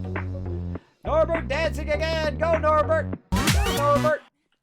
Norbert is the man. Having some fun. I'm good, Kismet. I hope you're doing well. I am doing well. I have lots of fun playing some 7 Days to Die. We're almost on Horde Night. Day 62. Day 63 is Horde Night. We're not working on our defenses right now. That's going to be a problem. So really, this stuff isn't really mine. There are some things in here that are mine, like weapons and things like that, that I do hold on to. And so I'm going to go ahead and put my box over here on the side right there. And I'm going to call this, if it lets me. There we go. Kismet's drop box. And so I keep my stuff in there, but I don't keep it locked. I keep it unlocked. I trust my peeps. My peeps ain't going to get in there. They ain't going to do nothing with my stuff. So if it's something that I want to keep, like maybe an extra turret or some ammo or something that I'm going to be using on Horde Night, I'll go ahead and put that up there, like maybe a jacket. God, I got tons of extra stuff. I just jumped in. I think I can make them now. Did I get that recipe? I can't remember if it was last time or this time. Anvil. Oh, I did not get the recipe yet. So, yeah, get like extra ones. If you got a few, I could just grab them. He's out of the trader. That's why he's asking me. Okay, so that's stuff there. Now, all the rest of the stuff here is stuff that goes along with crafting or whatever. I had it on me in the moment while I was doing other stuff. So I don't necessarily have to hold that. Maybe that AK, I'll keep that. Some bullets, some shoddy stuff. But all the rest of this can be very easily sorted into its other boxes. So we just go here to crafting. We double press. Boom. It just puts that stuff in there. Isn't that nice? I love that. That's such a great addition to the game. The same thing here. Building box. I have a lot of building stuff. Double press. In it goes. Frames. Other stuff here that goes along with building. Put that in there. We've got some... a little bit of paper there. We double press that. That should have went in there, but there's no paper in there right now. We got some water that I probably grabbed at some point. Start drilling for the pad. Okay, I picked you up a recipe for Grandpa's learning elixir. Great. And we're going to put that over there. And then we got buy some gas right here. We got some food. We've got some clay and whatnot over here, so we just go right here. Double press that. See how nice it is to sort in the game now? Because they just made it where you put the thing in the box that you want, and then you just double press, and bam, in there it goes. You don't have to mess around. Don't have to mess around no more. So we'll put that in there. Stone spear, don't really need that. Put that up there. And then food. Probably should have ate one of those. Boom, fire that up. Get that going. Oh god, I can't wait to be finished. Can't wait to be finished. This is always the biggest hurdle in the game, is to go from a smaller place like this to a larger place that your peeps need. And so we'll go ahead and take that out. Now I'm not going to work on the kill box down here. That's going to take too long to do that. So I'm just going to go up here and finish putting this stuff away. And then we're going to work on our doors because we definitely need some doors. We'll start those going. And then we're going to work on our outer supports, or outer defenses. We got some shoddy ammo going there. Did anybody queue up any more spikes? No, I have not. All right, I'm going to queue a bunch up. All right, going to go ahead and get some wood from up here. Now I'm going to grab a bunch of wood. We're going to leave a little bit left over for our forges. But because we have so many workbenches, we can go in here and say spikes, I think right? there are also some spikes in the building box. And so if I start 600 in here, it's going to take 45 minutes. Yeah, I saw him. I'm the one put them in there. So if I put 600 in here, which eventually you want to run 600 just so you have a bunch extra. Then you don't have to make them all the time because it takes a while. It takes 45 minutes. But I have so many benches that I could cut that time way down. So let's look and see where we are. We got 81. That ain't going to be enough, I can tell you right now. So I just say, let's go all in. Let's go all in on this and say, okay, how much is it going to use? It's going to use 1,200. It's going to use all of the ones that we've got. Do we really want to do that? We get more next time. We got more next time. So hold on. We're going to take 600. And how many workbenches do we got? 1, 2, 3, 4, 5, 6, 7, 8, 9, 10, 11 workbenches, right? Right now. Hey, Suri. What's 600 divided by 11? 600 divided by 11 is about 54.5. 54. So I'm going to select all, copy. So Control A, Control C, craft that one. And in 4 minutes, we're going to have 600 spikes. And that's not going to, we're not going to have to worry about spikes anymore.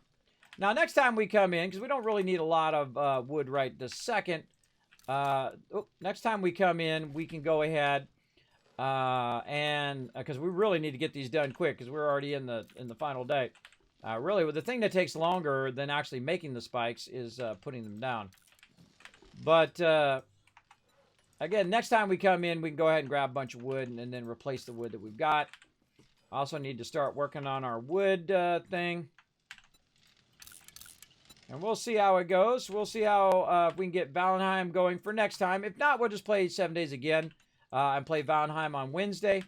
But I'll see what I can do, and I'll talk to my peeps on Discord and whatnot throughout the week. We'll see if we can get it working.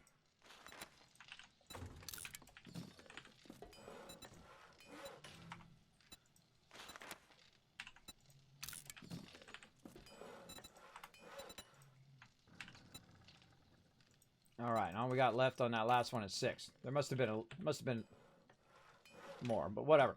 We'll get it going. There we go. Firing that up. That's a lot of spikes. We'll get that going. Oh, this right here is run out of wood. And that's okay because it's already maxed out anyway.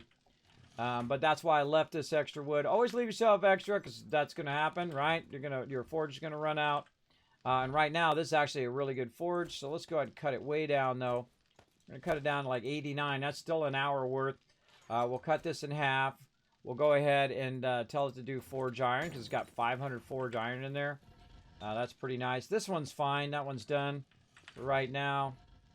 This one's got some iron, so let's go ahead and run that. We'll run that forge iron for about 43 minutes. So that's nice. Double this up. That's also got iron. Let's get that going.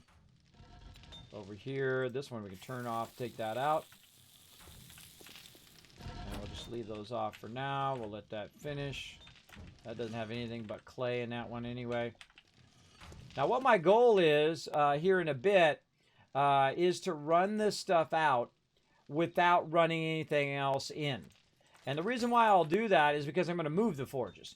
So when I move the forges, you don't want to be running. You don't want to be running a ton of stuff in your forges and putting more stuff in when you're trying to take your forges out, because you have to take everything out of the forges to make that work.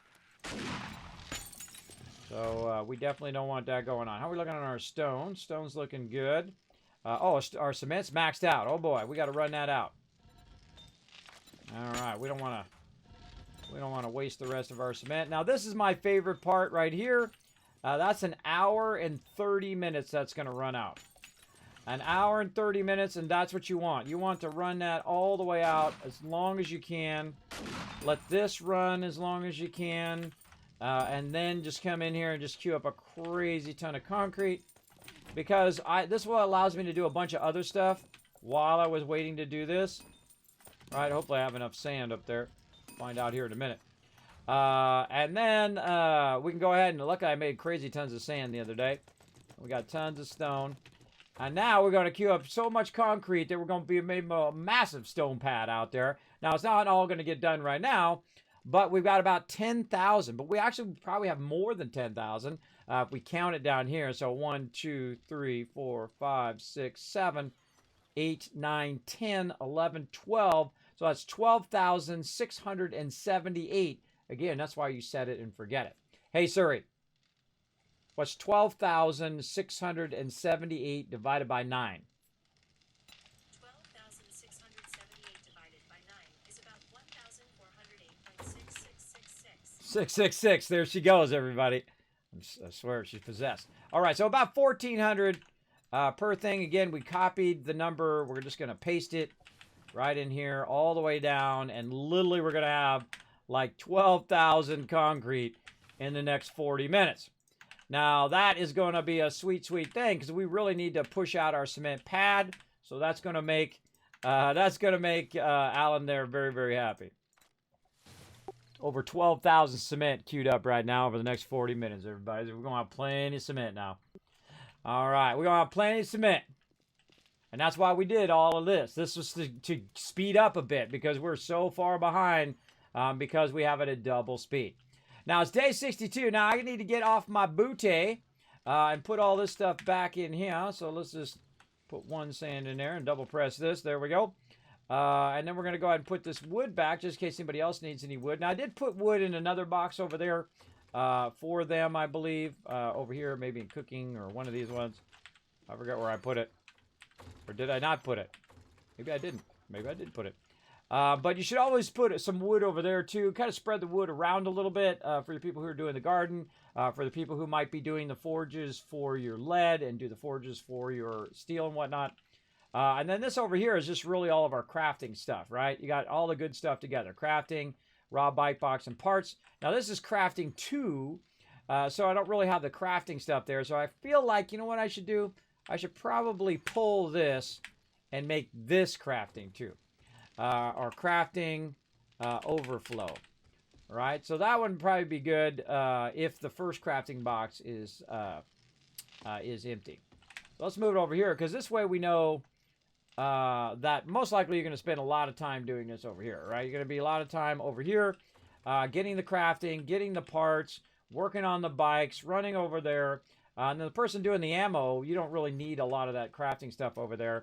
You just keep all the ammo stuff in the box. And then this way they can go ahead and get in and out of there. Now let's make sure that we've unlocked the box. We didn't. There we go. Unlock the box. Unlocked. And that one's locked. It's not being used right now. And let's do a double check on all the boxes. Unlocked, unlocked, unlocked. And then over here. Unlocked. Unlocked. All right. Those are all looking good. I always have to come back and check because usually I miss 1 or 2 or I forget to unlock them because I'm in the middle of something else. These ones are all locked because they're not doing anything. These ones will be overflow, right? Like if we have like so many books, we'll put them over there. Or so much tools or whatever, we'll put them over there. And this one right here, we took a whole bunch of this stuff and just threw it in here. We want to take all that out now. And then we're going to put that right up here. And we're going to call it patterns. Yeah, very nice. So there we go. Unlock that. And then put all that in there, except for we don't need to put the gas or that in there. We've got some tools in here we can take out. And that is looking pretty good. These are dyes. Those go with clothing. This is a hunting knife, which you could consider that a tool, but I usually put it in the weapons. But we'll put the tools down here. We'll go ahead and put the dye along with the clothing right there. And then the gas down here somewhere. What was I doing? Putting this into weapons. That's what I was looking for. And then gas spikes right there. Very nice. And then this is stone. There we go. We got that going on, everybody. Let me reload my weapon. And now we're ready for spikes. All right, let's do it. Oh, they're not there. They already grabbed them. All right, they grabbed them. All right, no worries. We can just go along here and grab a bunch along here. While we're at it, there we go. Got that done. Let's get these. Let's get these ones. There we go. Lots and lots of spikes along here. And that's how you get 600 spikes done in about 4 minutes. You build a mega base. Again, notice our production now is at a much higher rate. So what I'm going to do also is instead of carrying around all of these spikes, what I'm going to do is I'm going to split them in half. I'm going to put half of them back in the box in case anybody else wants to grab some spikes and help out. Now I'm going to go over here to my drawbridge. Sadly, did not get to that side there, but that's okay. We'll do what we got to do. 1,000 points of light. That's what we're going to do out here. Now, we got to get our spikes in or we're going to be in trouble. I think we're already going to be in trouble, but we'll see how it goes. Oh, explosives. We get any grenades or anything going? Anybody go into explosives? I'm a little bit into explosives. I can make rockets, so I'll see if I can queue some up. Yeah, let's get some rockets and grenades going. Let's, because we're going to need some crowd control stuff with just the three of us, because this is really going to start scaling now. It's going to start scaling big time, everybody. Rockets is it's 2 duct tape and 500 gas per. Now, what I should really have at this point is I should have a cement pad that goes all the way out to this road. At least. At least all the way out to the road, and then spikes all the way through with spikes and then barbed wire, spikes and barbed wire, and so on. But even then, the bigger mobs, the spikes mean nothing to them. Even if you upgrade them to iron spikes, they just walk right through the middle of those spikes. And once they've bypassed those spikes, forget about it. They're all up in your business. Now we will be able to extend our pad here in a bit. Oh, there's some free loot just sitting right there. I don't have my loot up, but I'll just grab it anyway. And we will be able to extend it next time because we'll have lots and lots of concrete. And then we'll just go to town on this outside. I'll probably stop what I'm doing on the inside. I just go to town on the outside here. Now, our role now is to put down as many spikes as we can before the Horde Night drops. And we got a bit of time, but our days are only 12 hours long instead of 16 hours, which is the normal amount of time. So when I'm out here right now, it's nighttime. And so the mobs can run up on me and try to kill me while I'm out here, which is most likely going to happen at some point. We'll see. Now, did I bring my vehicle? I did not bring my vehicle. So if I'm in trouble, I can't run away. Yeah, I'll put some extra there. Yeah. I held too long on the E button and managed to lock the crafting chest. Do you think you could come in and unlock it?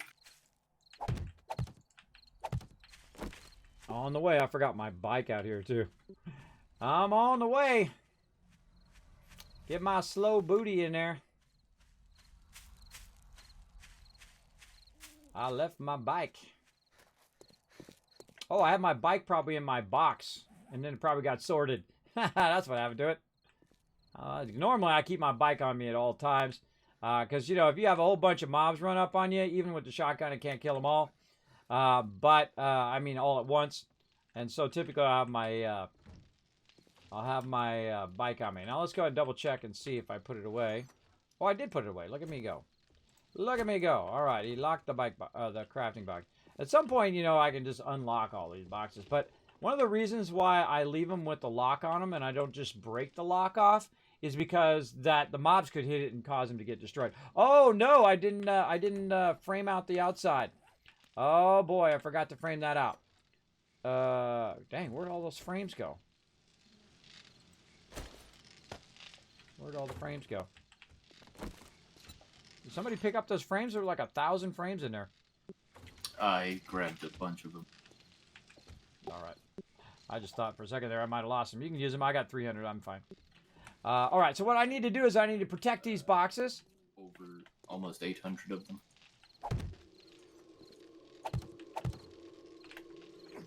Yeah, I'm just going to frame in some protection for our boxes out here. So Horde Knight doesn't go bad. All right. So what I'm going to do is I'm not going to actually build the overhang itself. AP 762. I'm not. I can make 9mm AP. Okay. Let me look and see if I got that. I think we got that. See, I can't remember if it was last playthrough or this playthrough. I do have something in Pistol Pete. I can make 9mm. And I can craft a drum machine. No, a drum machine. A drum magazine. Okay, so it was a Hanion that had the 762 AP. Oh, no, no. It's under Sniper. Yeah, I got it. I can do AP. Yep. Cool, I'm on it. I'm on it. Get down on it. Perfect timing. Yeah, I forgot it was me. All right. We need this. What are we doing? AP 762. Can't do a box of it yet, sadly. What do we need? Bullet tip, gunpowder, bullet casing. Gunpowder. Oh, I have unlocked rocket making. Yeah, I'm starting to make some right now. Okay, what am I doing it over there for? I'm doing it right here. All right, we'll do that battle here in a second, everybody. I'm the one doing 762. I was telling them to do it, and I just realized I'm the one who needs to be doing it. Duh. Let's go, baby. We need more bullet casings. We're out of bullet casings big time. That brass. Probably gonna need to start using the Dukes for that. Yeah, let's throw the Dukes on the fire. I'm in brass out of the drop boxes. Yeah, I still got to label all these forges, too. Just put the stuff right underneath the box, right? You know, the brass one and the one under the brass box, the lead box. I'm going to be moving all these forges. I don't like them down there because it catches you on fire. So I'm going to be moving them up along the poles at some point. But I suggest not to put any more stone or iron or anything in the forges so we can let them run out. Just finish up what we got in there, and then we'll move them. And then down here, I'll just put stone converters. And then in this next one, we'll just put workbenches. All right. What am I doing? I need more brass. I'll take brass from up here. And I'll put it in this one, too. I'm going to also put it over here where the lead one is, too. Put it underneath that one. Put some brass in there. All right. Put some brass in that one. See, this is what happens when you're working on the base and you're doing all the base stuff. You're not going out getting lead. Or you're not getting tons of Dukes. You're not doing all the quests to get tons of Dukes. That could be a problem. All right, let's go ahead and do this battle so this battle doesn't run in, hopefully, right over the thing. It always does, though. No matter how often I try to do the battle beforehand, it happens. Hey, Keep Mouse, what's up? How you doing? Thanks for hanging out in the stream. I'm sorry, a little focused right here. As you can see, trying to get prepped and ready for the Horde Nights. We're trying to get it fired up. Let's double press that, put that in there. There we go. And we got some 762 on us right there. Let's put that back in the ammo box. Now, what is this stuff? Why do I have military gloves on me? I don't know. Did I take my military gloves off? No, I got scrap gloves on. Armor away. Clean up all my stuff. You can't see that because we're watching this battle. Kuru coming in again. Subi and Ro coming in getting some gold right there. 50, 50, and 25. Subi coming in MVP with 8 kills. Nice job there, Subi. All right, we'll get one more battle in, I think, probably tonight. Maybe 2. We'll see. We're going to go for the boss battle. I'm just going to pull out, not the Paladin. The Wasteland Tycoon here. Let's do it. Ooh, this looks like a... Now, we go down the middle, we're going to be in trouble. we got to pick a side. I'm going to pick left side. Because we go down the middle, what's going to happen? We're all going to get, like, truncated in there and kited. We don't want to get kited. We want to kite them. Well, right when I was going to put my guy down, there was already one there. There we go. Heavy left side. There we go. I got to kill an epic unit or something. What was that? I got another quest. What was it? Giant Slayer, kill an epic unit. Oh, okay. Well, we'll try. We'll see what happens. I don't care if I get the kills. I'm just here to get you guys some loot. That's what a captain should do. Hook you guys up. Come and join us for the battle, everybody. Click that link. The more people that join us for the battle, the more loot you guys going to earn. So get it fired up. Well, I'm getting this fired up. Raw ammo into there. All right, back to spikes. My vehicle down here. Probably put this other stuff away for right now. I want to go in and color all those boxes too, so they'll be easier to know which box is what with what. But whatever. My poncho down there for right now. I'm put my spikes down there for right now. I always keep my poncho on me because the second I start wearing my coat. I went ahead and did glue in the second. Started glue in the second chem station. Awesome. All right. Put that down. I queued up, I don't know, 30 rockets, something like that. As many as we could do. We need more buckshot now. Cool. How about grenades? We do any of those? Or does that use the same stuff?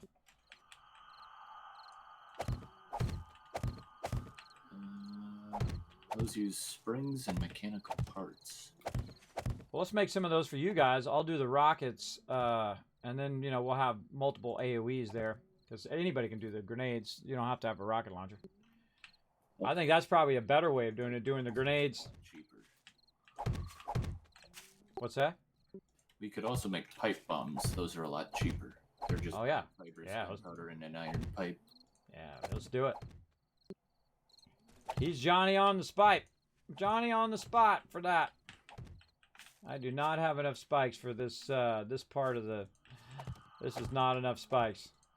Not enough spikes. Oh, Crazy's heading out, everybody. Show him some love in the chat. Appreciate you being here, Crazy. Appreciate you having my back. Big time. Crazy, you should come join us for some Valheim as well, bro. Maybe next weekend. We'll see. We'll see how it goes. All right. Again, my job, putting as many spikes between now and the end of this day. And this day is going to go by fast. I find that Horde Night, for some reason, goes by faster than the other days. It's just because you're trying to hustle to try to get stuff done. Oh, God. Here we go. Oh, wow. Nice save. Nice save there, Alan. Nice job. I wasn't even paying attention. I could have put my turret down, I guess.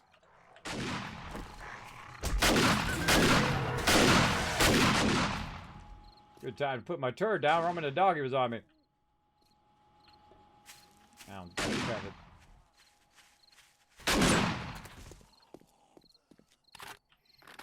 they had my back. All right. Now again, since the daytime doesn't come around until 10 o'clock on our server, you got to watch out. They're sneaky. They try to get you.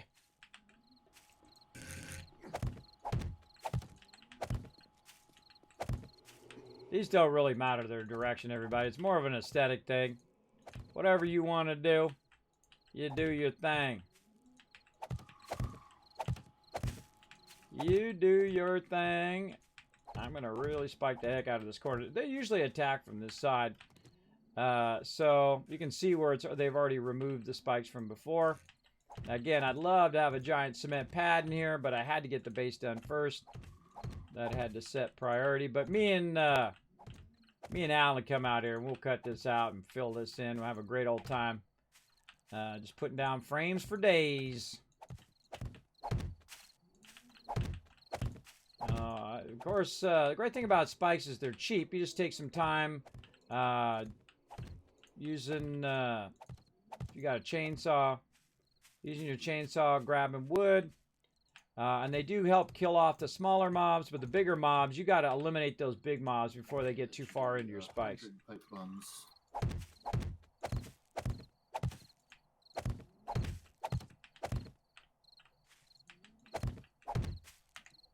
That ought to do it. Okay, I queued up some more bullet casings and have melted down all this brass I could find. See how I did 600 spikes and I just used half of them already?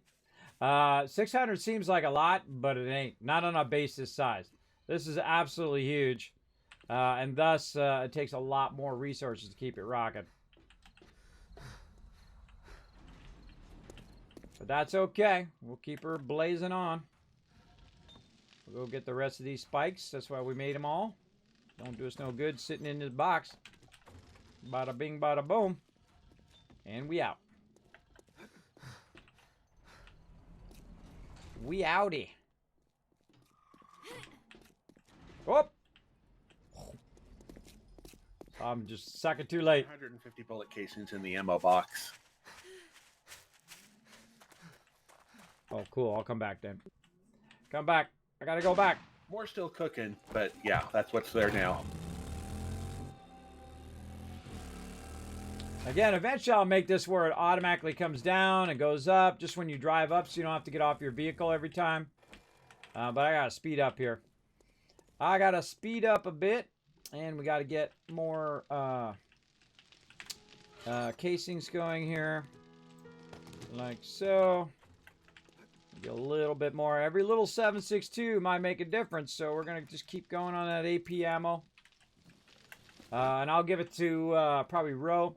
Who had the sniper? Was it you or Alan, Ro? I found enough 7.62 AP that I'm fine. You go ahead and use that. Oh, I'll probably... Alan, can you use it? I mean, I kind of prefer the shotgun, but I would use it if it's available, I guess. Well, how about we split it, and then we can, you know, keep the bigger mobs off of our spikes and let the small mobs die on the spikes. That sounds like a plan. And use up every one of those pipe bombs. Use up every single one. We don't... Need 400 AP slugs for the shotgun, so we can split that, because I don't think Rogue uses a shotgun. Oh, that No, I sounds do good. not. All right, back to spiking this baby. Again, spikes are one of your best defenses on your base. You want to go ahead and just spike the heck out of it. And also, when you're non-Horde Knight, spikes are really awesome as well because they take care of all of the, you know, the extraneous mobs that are non-feral. You can just go ahead and basically kill them off just from them dying on the spikes. You don't have to fuddle around with that. And we're at the point now where we got to restart the server, so I just got to put spikes in as quick as possible. Try to get this down.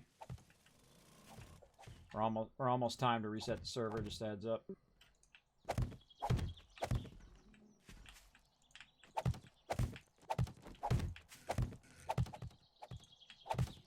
Hey, Alan, you got a bunch of iron stuff. I say you basically upgrade as many rows as possible now.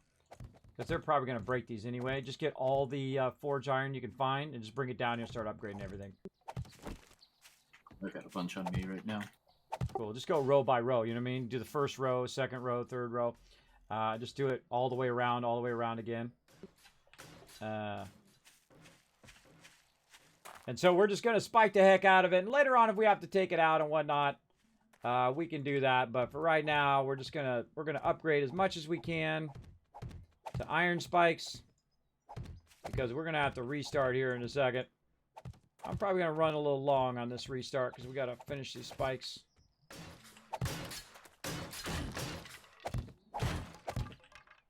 He found the spikes. It's just like me. He's a pro spike finder. Pro spike finder like me. Now, again, normally at day 63, having only 5 rows of spikes is not good. That is really not good. You should at least have like 10 rows on a big giant base like this, because you can't be on all sides at once. So that's going to be a problem big time. There's a missing gap over here. Maybe double row this side first.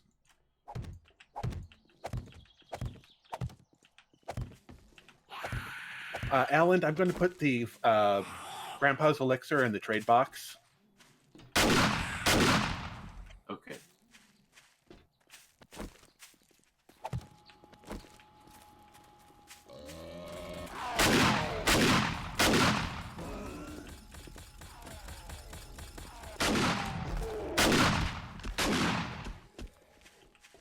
anything done. These darn zombies coming up in my face.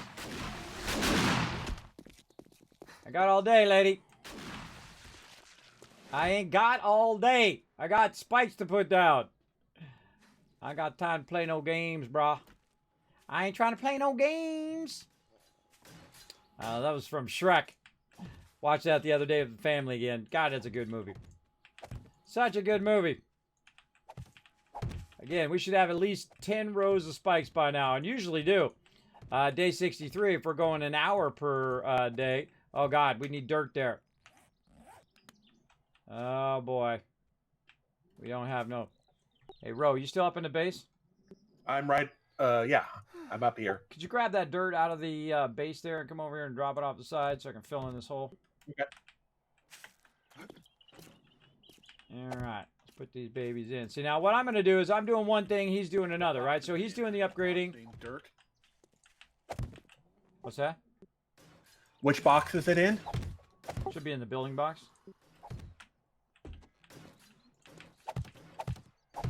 So he's doing upgrades. I'm doing spikes putting down.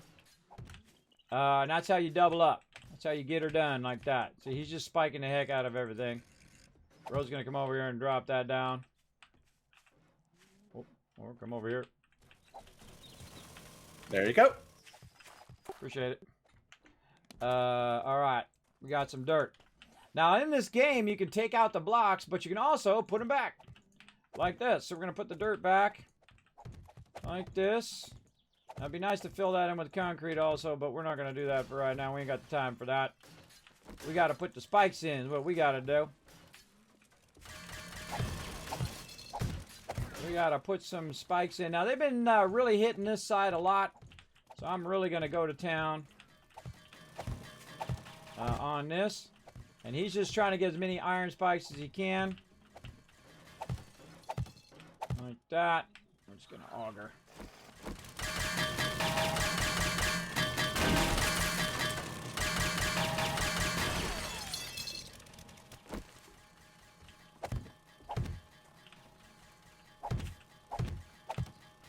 I'm going to make it tough for them to get around that. Put an extra one there. All right, looks good. How we looking here? That's pretty thick there. Couple more here, maybe. Again, they have a tendency to hit this side, so we can repair all those or just say screw it. Most important thing is that we got enough spikes for the little guys who are going to try to get in there. And then, oh boy, this whole side's gone. Yeah, can't put any there either. Can't put any there because of the wall in the way. That's okay. We'll take that wall out at some point. Get a few more in here. Boy, uh-oh, this is slim over here. Wherever your weakest point is the base, that's typically where they go to. They can sense an opening now. Before, they would just dumbly run wherever you were. So if you move to the left, they would just move to the left and run into the spikes. They don't do that anymore. They find a nice clear path. They're just going to go bypass all your defenses and go right through that nice clear path. And so we got to get this. Oh, God, we're out of spikes. And that was it. That was 600 spikes down. Oh, boy. How we looking? Oh, no, we did. We got it pretty good. I just upgraded as many of those spikes can. We got to restart the server, though. Yeah, I'm ran out of iron. What did I do with my bike? I left it somewhere. Out there. I did not pick my bike up.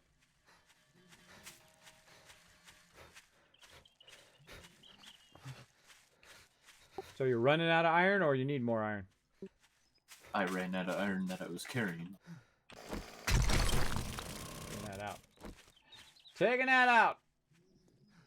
All right. So we get in the base. Gonna have to do what we got to do from here. All right. Now we got a good amount of rockets fired up. We got a good amount of stuff fired up. Gotta restart the server and get equipped. I'm already equipped.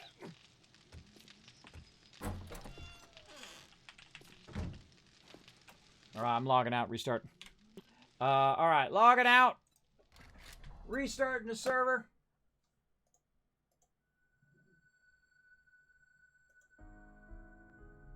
Now, I might be like, Kismet, why do you restart the server? Well, the reason why, again, I restart the server is to clear all the memory, but I'm also cleaning out all the memory by clearing out of the client. I find that the longer you play the client, the longer it takes for it to quit out, by the way. It gets all confused because it's not optimized yet. Again, it's still in alpha. So good idea to, get out, let it clear, restart the server, let it clear its memory, and then be good to go. Hi, Kismet. Don't think I've been in your stream before. Well, thank you, little monsters, for coming in. You're about to see Horde Night, so settle in. It's going to be awesome. I suggest you hit that follow button. Now, what I'm going to do real quick here is I'm going to go AFK for about a minute while it restarts the servers, and then I'll be back, and then we're going to do some epic Horde Night action. Watch this. I'm the only one on Twitch who's got a Stealth Boy / Predator invisible cloak. You ready? Watch this.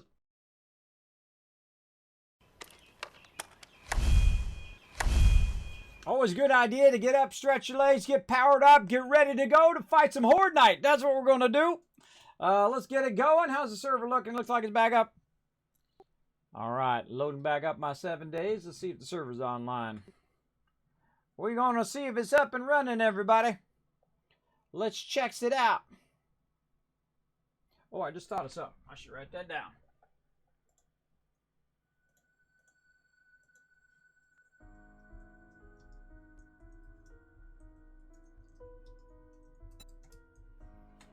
All right, had another smart idea that I'm going to do at some point. All right, let's see. Server back up. Yep, back up and ready to rock. All right, it's back up. Logging in. Okay, here we go. Now, I got to let them know. I got to coordinate with them because if we log in at different times, someone's going to be running the clock on the server, and then all of a sudden we log in. It's like, bam, Horde Night.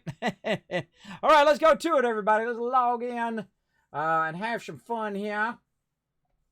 Let's do it. This is my favorite part. Other than the building is the seventh day. No, you don't know why it's called 7 Days to Die. Now, again, this is a fantastic game. I paid $10. I played for thousands of hours.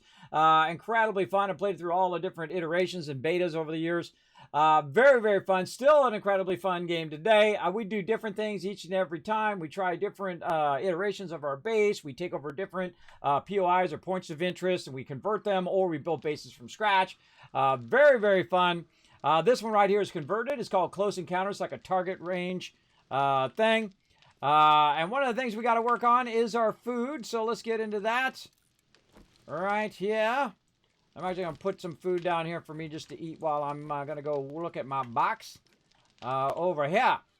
Now, while this guy's chomping, I'm going to go into my box here and get some of this AP. Oh, man, I got a bunch of turd ammo in here. Nice. Oh, no, I left my turd outside. Uh-oh, I got to go pick my turd up. We got our rocket. We got our chainsaw that can go back in here. We've got, our auger that can go back in there. We got a little bit of AP ammo. We got this. Let's see. Rocket's going to need those. The rocket ammo I made is probably still in workbenches. Oh, no worries, no worries. He's so Johnny on the spot with that. I always forget because I'm always talking to the chat and doing other stuff. That's one of the things when you're playing with a streamer, by the way, is I'm going to be massively distracted from playing the actual game. See, when you're not playing on stream, you're just playing the game. But when you're streaming, you're watching the chat, you're looking at your activity feed, I'm looking at any redemptions, I'm looking at my mod chat, I'm looking at a whole bunch of other stuff, I'm checking the status of stream redders, I'm doing a whole bunch of things at the same time. Which looks easy from that end, but ain't so easy sometimes from this end. Oh, Fox Fair coming in. Speaking of awesome streamer pals of mine, thank you so much for the host, Fox. I appreciate that. Let's give you a shout out right here. I got a shout out button. Let's see if it's working today. I think it is working. Look at that. Where are you at? Right there. Bam! Look at that. Isn't that cool? I just press a button. It's on my stream deck, and then I find you in the list of peeps, and then I press your button. Bam! And there you go. So we're playing some Dice Sphere program. I bet you're I bet you're addicted. Oh, that program is good. All right, I got to stay focused, though. Almost Horde Night. Got to stay focused. I'm going to just take a bunch of regular stuff here. Drop a bit of this. You know what? I feel like I'm going to pull some mollies, too. Let's do it. Oh, God, this is the danger. You never want to give me the mollies, but oh, well. Let me repair that. Let's get all this stuff repaired. Oh, God, I'm out of repair kits. All right, we got to hope we got some repair kits in here. We do. Yay. All right, awesome sauce. Let's repair all of those. Again, repair all your weapons before Horde Night. You don't want to be doing it on Horde Night because that sucks. I can probably put my poncho away. My poncho away. Whatever all this other junk is on me. Ammo up here. Double press that. Get rid of that. Paper. Just whatever is on me. I'm going to get rid of it. More of this. How are we doing on our food? Oh, we're maxed on our food. All right, cool. Now, again, since we've split the food and water, you're not going to be fighting over the food and water box anymore as much, anyway, as you did before. And what I do is I put it on my bar. This way, while I'm doing something else, like right here, I'm going to go ahead and put this dirt back. Every now and again, I can hit another one and try to get that going on, especially when you're going up and down ladders and all that. That's a good amount of ammo. I definitely need some shoddy. I'm going to grab half of this 7.62 in this first box. There's another 64 in there and some still running out. Go ahead and grab that, Alan. All right, and then the next one, what do we got? There's them rockets. All right, I'm going to go to town on these rockets. Now, I'm glad we started making these rockets because I have a sinking feeling that we're going to have... Oh, wait, start the thing! Start the thing! Oh, I remembered this time, everybody. I remembered the contest thing. Let's do it. I don't even think I still have enough time. All right, so you guys get a guess, north, south, east, or west, which way the mobs are going to spawn, and you could win some Kiscats, which could lead to you winning tons of epic loot. I give away literally thousands of dollars worth of stuff here in the stream, thanks to my awesome sponsors. Cool. I do appreciate each and every one of them who do come in and show the stream some love. Appreciate all of you guys lurking, and now... Grenades in the drop boxes, so I grabbed those. All right, awesome. All right, I grabbed some mollies too, so don't stand too close to me. They already know that. They know it's dangerous. Dangerous. Oh, gotta get my turret. I'm real light on 7.62.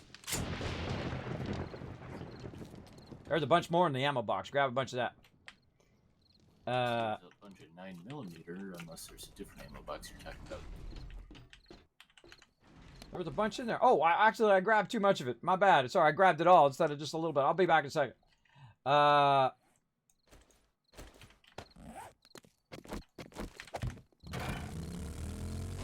Put my turret down somewhere.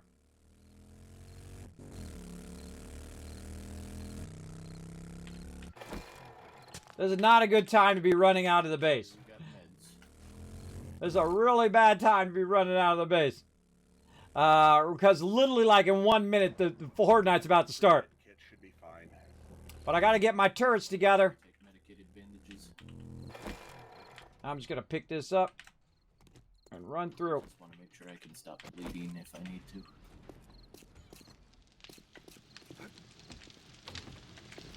This time we're gonna meet at the drawbridge. Alright. Speaking of, yeah, I need to get some med kits myself.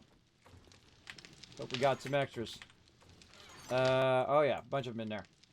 And you're gonna need this, gonna need that. We need this here. Oh man, we're gonna be in the base at the start. So remember to get those pipe bombs out of the trade box. Pipe bombs out of the trade box. Got him. Okay, you guys use pipe bombs. Alright, drawbridge. Alright, that'll have to be good enough. I didn't even build any of this out. See, I didn't even built out the outside and built all the bars and built the bomb wall. Nothing. Oh, God. Now I'm hot, too. All right, we'll start. They are coming. Oh, yeah. They're coming in heavy west side. I mean, in theory, it's north, but really they're coming from the west. All right, heavy west. Okay, now look. The second I get out there, that's when I need my poncho. Oh, man. Poncho. Wear it. Put it back. Darn poncho. Oh, yeah. A bunch of ferals coming in. Now, I like to jump down. Down to the kill box here. Try to take out the ferals. Oh, God. They already breached. They've already made their way through the spikes in this lower area. Bunch of ferals. Tons of mobs to the west. All right, tons of mobs to the west. We're going to go ahead and call it to be west. Oh, no, nobody picked west. Oh, no, bummer. Bummer. All right.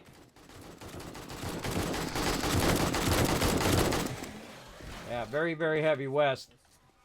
Holy moly. Yeah, I just had a total lag out for a second there. Yeah, you're just moving in place.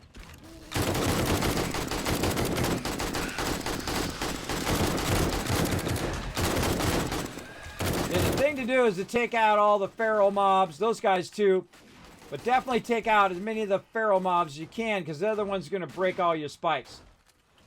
Oh, this guy's already trying to breach over there. Now he's up above, I'm down below. Let's go ahead and try out one of these mollies.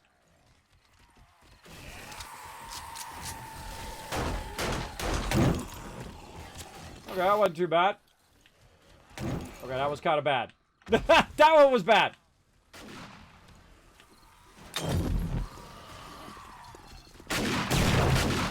Burn, suckers! I never use these because I'm just too dangerous with them.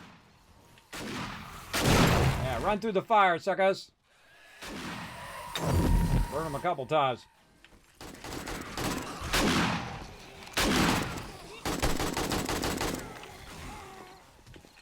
We're slowly moving to southwest.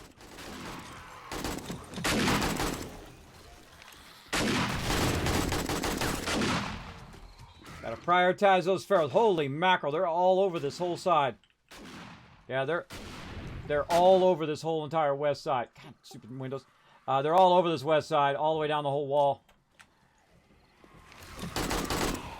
Yeah, some are wrapping around on the north side as well.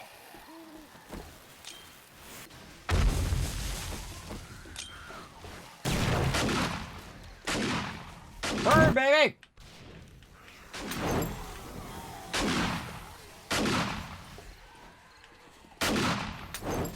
Bombers, 2 of them. Whoa, whoa, whoa! Missed him. Missed him again.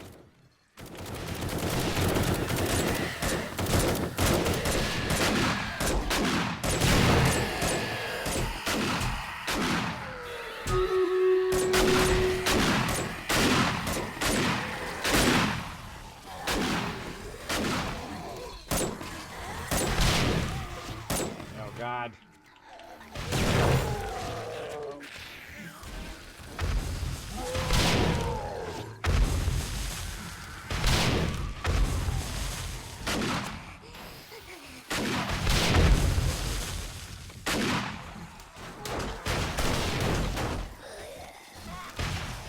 What the heck? They're going right through the mobs.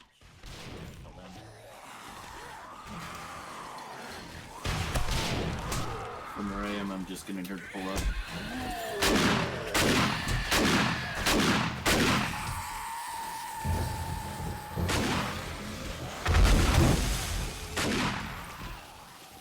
Another bomber coming in.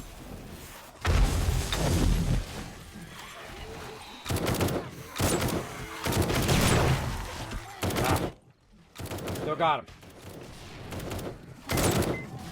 Whoa, whoa, whoa, whoa!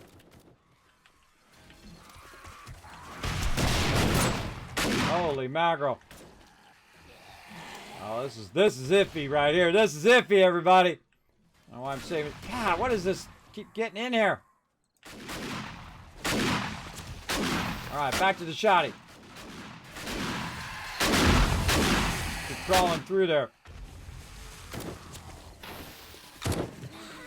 Another 2 one. Bombers. Oh, it wasn't loaded. What the heck?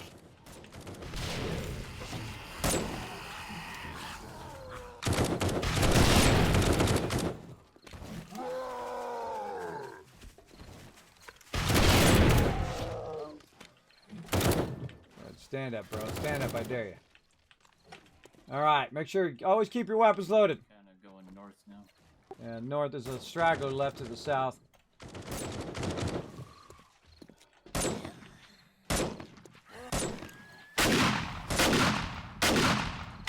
I'm almost at a 7.62. Oh, I never dropped it for you. I'm going to bring it upstairs and give it to you. I'm downstairs now. Well, I mean, I'll put it in the box, in the ammo box. Oh, okay. I didn't even finish this, everybody. I hope they don't hit our stuff. I hope they don't wipe our stuff out. Boom, boom, boom. Oh, God! Yikes! I'm in northeast pretty hard now. See that? They hit it. Right when I said that. Man, I need my, my turret things, too. Love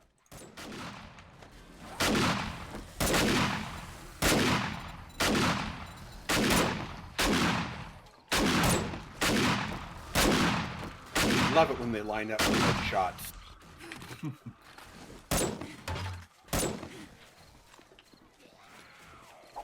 Alright, do that for a second. Are they making it in here? No.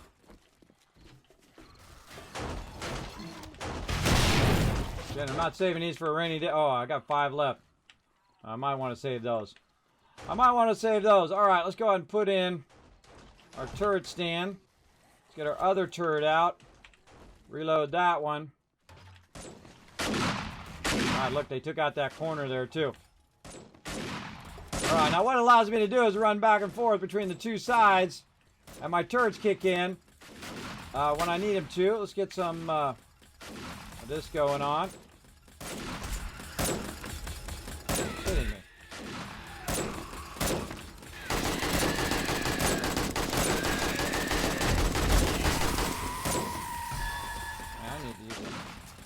I need to use a thing.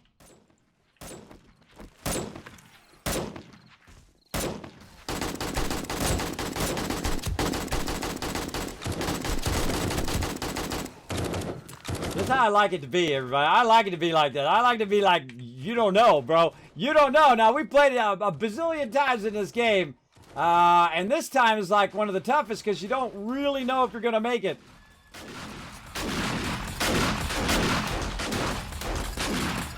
That's looking good over there for a minute. And this base doesn't matter now. I did take a shortcut. And then this is going to trigger back in again. Some of these ferals.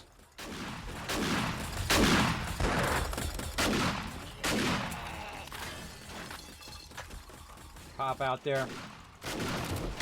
See, I don't care about the other guys. I care about cops and ferals. This one's gonna be reloaded. Reload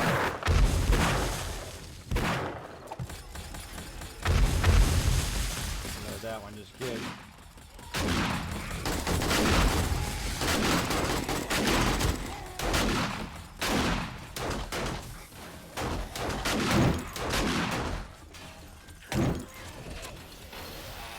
Burn, baby! Oh, that was a good throw. Oh, Ro! Almost hit Ro with him. Almost hit Ro. I think it's safer that I'm out of him now. Holy moly, look at this. I think I'm gonna have to go dual turret over here. We're looking over on this side. Again, better be bouncing back and forth, double checking.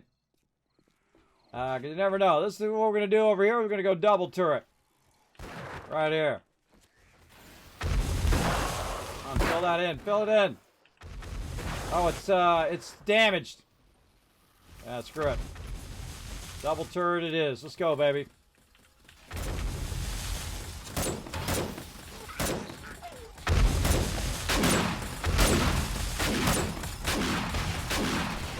Ah, keep missing him.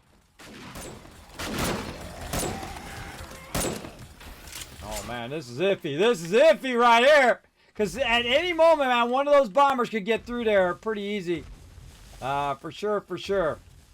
Let's save these. Save that.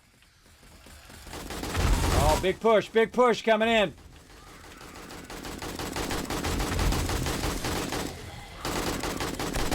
Now, it's 6 o'clock right now in game. And I can tell you that ours doesn't stop till 10. That's right. We got a long way to go, bro. Okay, now look, I need my jacket now.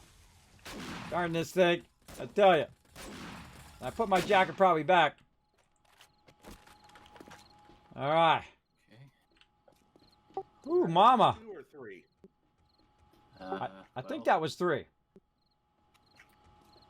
Because I think west was number 1, and then we had real far west, southwest was number 2, and then this was number 3.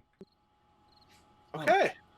Some of those frames protecting the drop boxes fell down. I know I was standing by it, putting the ammo back for you, and then someone shot at me and hit the things, and I was talking about it right at that second that I didn't finish it, so that they might take those boxes out, and that was the exact. And of course, that was the exact moment they did that very thing I was talking about. Scary. All right, there we go. We did it, everybody. Let's see some GGs in the chat. We're gonna do that battle here in just a moment. Let's go ahead and get this fired up. Now, see, I'm glad I put those frames there, right? Let's check these. Oh my gosh, look how low that box is. Oh boy. I'm going to go in and repair these boxes. That's the first thing I'm going to do. Now, see, that's why I wanted to put the frames there. Now, those frames actually helped out a lot because it did repair. Oh, I need some of my... I think priority 1 might be concrete pad and spikes.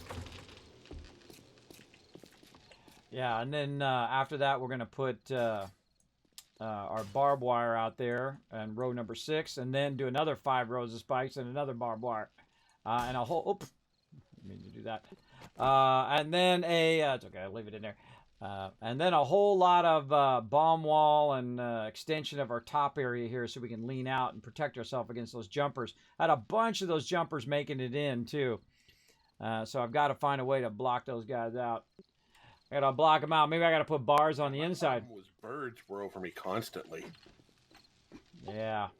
Well, when we put the... I'm going to put the bars here around the bottom, so at least we'll be protected down there. And then, I mean, eventually the cage up here on the top side. I mean, this is a giant undertaking at double speed. This is real tough. Real tough. But real fun. There we go. Okay, I'm going to get in the base. There we go. And then we're going to fire up some battles, and then we're going to head out. All right, let's do it. I think I only went through 30 of mine.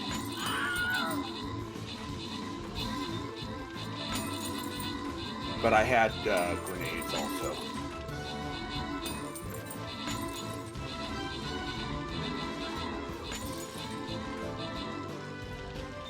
Yeah, my rockets were really going right through all the mobs on that one. It was weird. I'd shoot it right at the guy, just go right past him and hit the ground behind him. Some sort of weird collision problem there. Weird collision issue.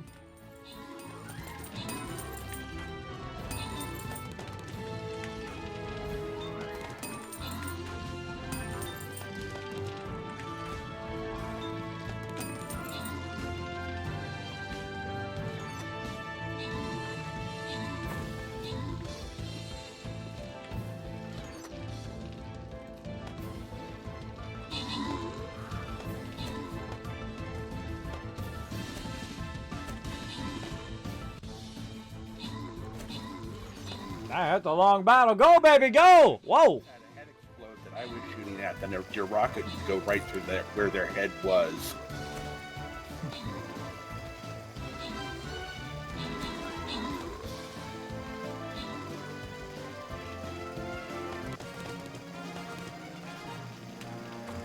All right. Boom. That's a boss win, everybody. Open the captain's chest. We got something go. Oh, my gosh. Look at this.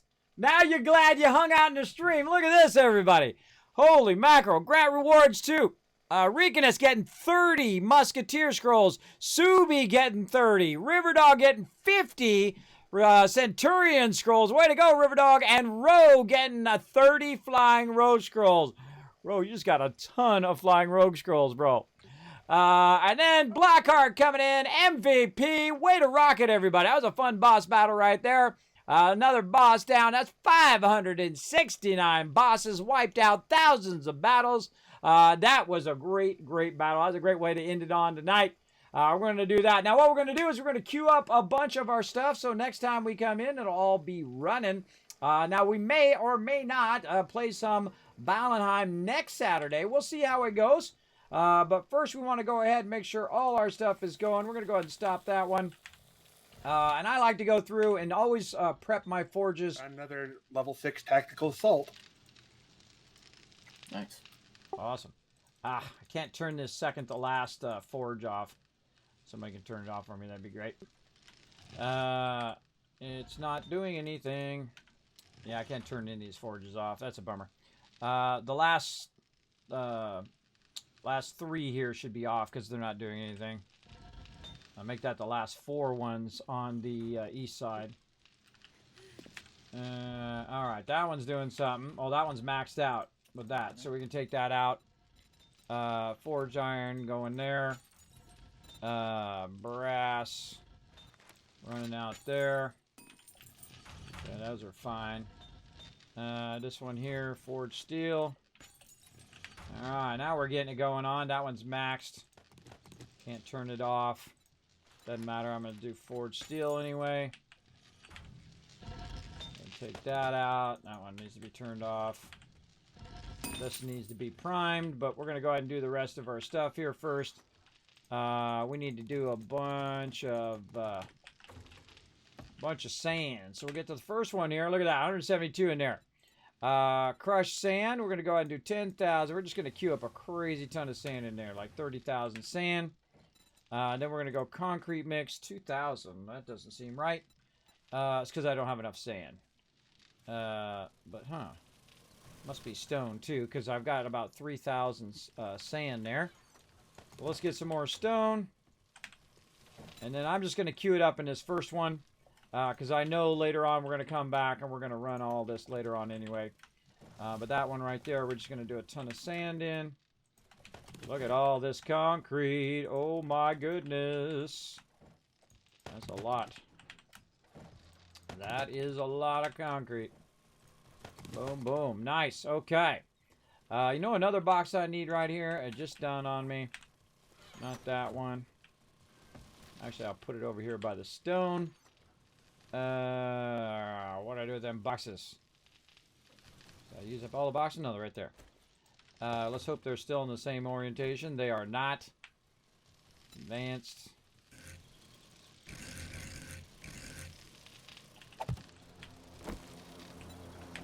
I love it when I have to make a raw cement box. And you're like, Kismet, why do you like doing that? That means I'm making more cement than I can produce at the moment.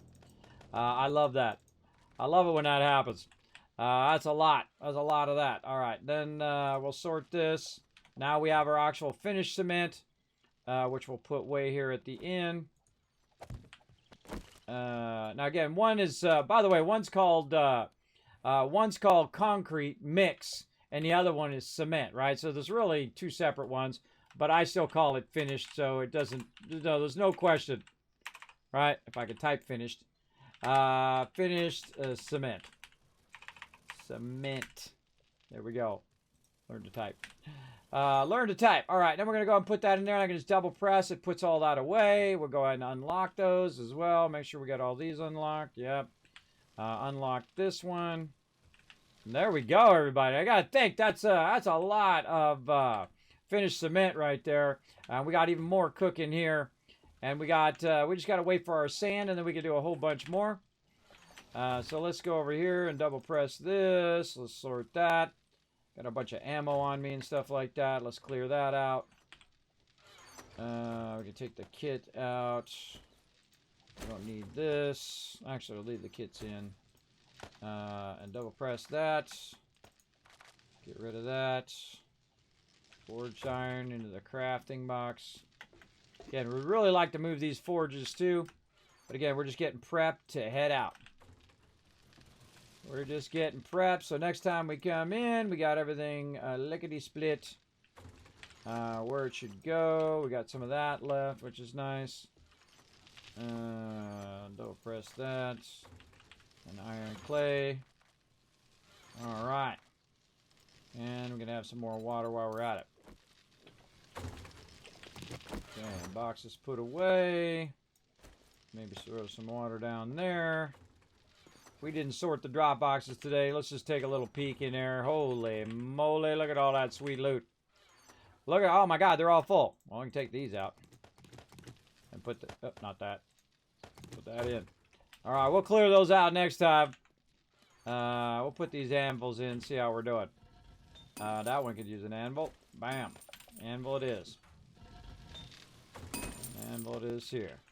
Now, here's the thing about the anvil. The anvil is running out. So if I'm running some stuff out, I should stop running it out and then turn right around and start some more. Like that. And so on. So I got to watch out, though, when I do cancel that, as you saw. For tonight, we're going to keep going. I'm just queuing up the things and we're heading out. And so, basically what I want to do is make sure that I stop all this and then restart it again, because it's going to run out And faster. just to let you know, all the Get the anvils. are full. Yeah, I was just saying that on stream. I said we'll just sort that next time. Okay, and again, stop all this, run it out. It'll run out much faster. There we go. It's about 3,000 there. Very nice. All right, that one's already got an anvil. You have a great rest of your weekend. See you later. Yep. Have a good one.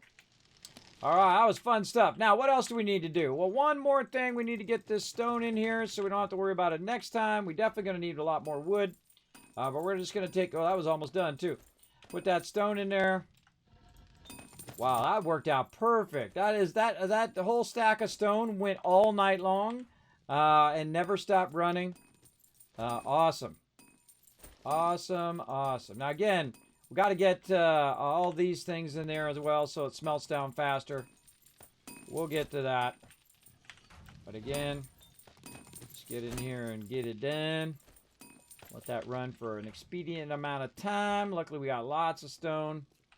We can queue this stuff up. He's been rocking, getting the stone. So we're looking good there. And I think one more. Yeah, one more. And GG. All right, they turned all those other forges off. I can't turn these off, so screw it. It's going to go off anyway when I log out. All that's going to stop, and it will just start up again next time. We're going to need to definitely do a lot more trading, get a lot of brass, and just let that cement run and run and run for hours on end. And then when we come back in, we can build out that outer pad. We can spike it all the way out, upgrade all the spikes, put some barbed wire down, put another row of 5 spikes, another row of barbed wire. That'll be our big goal. But we'll need a tremendous amount of wood and a tremendous amount of forged iron. So we'll need to upgrade all of that and do all of that. And again, the problem is you got to keep that perpetually going too. You got to keep that perpetually going where you're constantly collecting and constantly making more and constantly making more until you get to a point where you start to backlog and you have enough when you're done doing Horde Night that you have extra that you can just run out there and fix it. The best time to do it is right after Horde Night, by the way, is if you have extra, it's just to grab it out of the box and go fix all your spikes and go fix everything, because then you know it's all set for the next Horde Night, and then you can just focus on working on your base. And then you're not so worried about that. But since we don't have the resources to do that right now, we've got to get the resources going first. All right, I'm logging out. All right, logging out, Alan. See you next time. Good night. All right, that's super fun. I could play that all night long, man. That is just too fun. But we're going to bounce out here. Now I got to change the password over here before I forget, because sometimes I do. Let's do it. I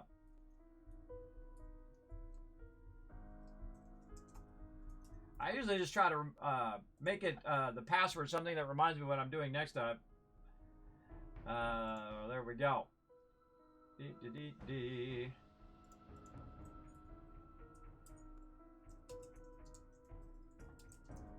Right there. All right. Now, the server is only up when I'm playing, so I'm going to change the password. I mean, the server's still up. And I found if I stop the server, it gets messed up. So I still leave the server up, but I just change the password because no one else can get in there. If they don't know what the password is, I'm the only one who knows what the password is. And so it'll stay up, but it won't get messed up because I've tried to just turn it off before, and it doesn't do it. All right. Yes. Wes won the contest. Which way to Mount Spawn? 0 bet and 0 got the loot. But don't worry, you're going to get a bunch of loot right now. North for sure. It really sucks you in, doesn't it? Yeah, it does, Foxbear. I barely scratched the surface of that game. Just like I was playing that dual universe. Holy mackerel, that is a really deep game on how to build and do all sorts of crazy stuff on it. I feel like that is one of those ones that I could get lost in as well. But we'll be back playing all those games later on this week. But let's go to my office, show you guys some love. Let's go.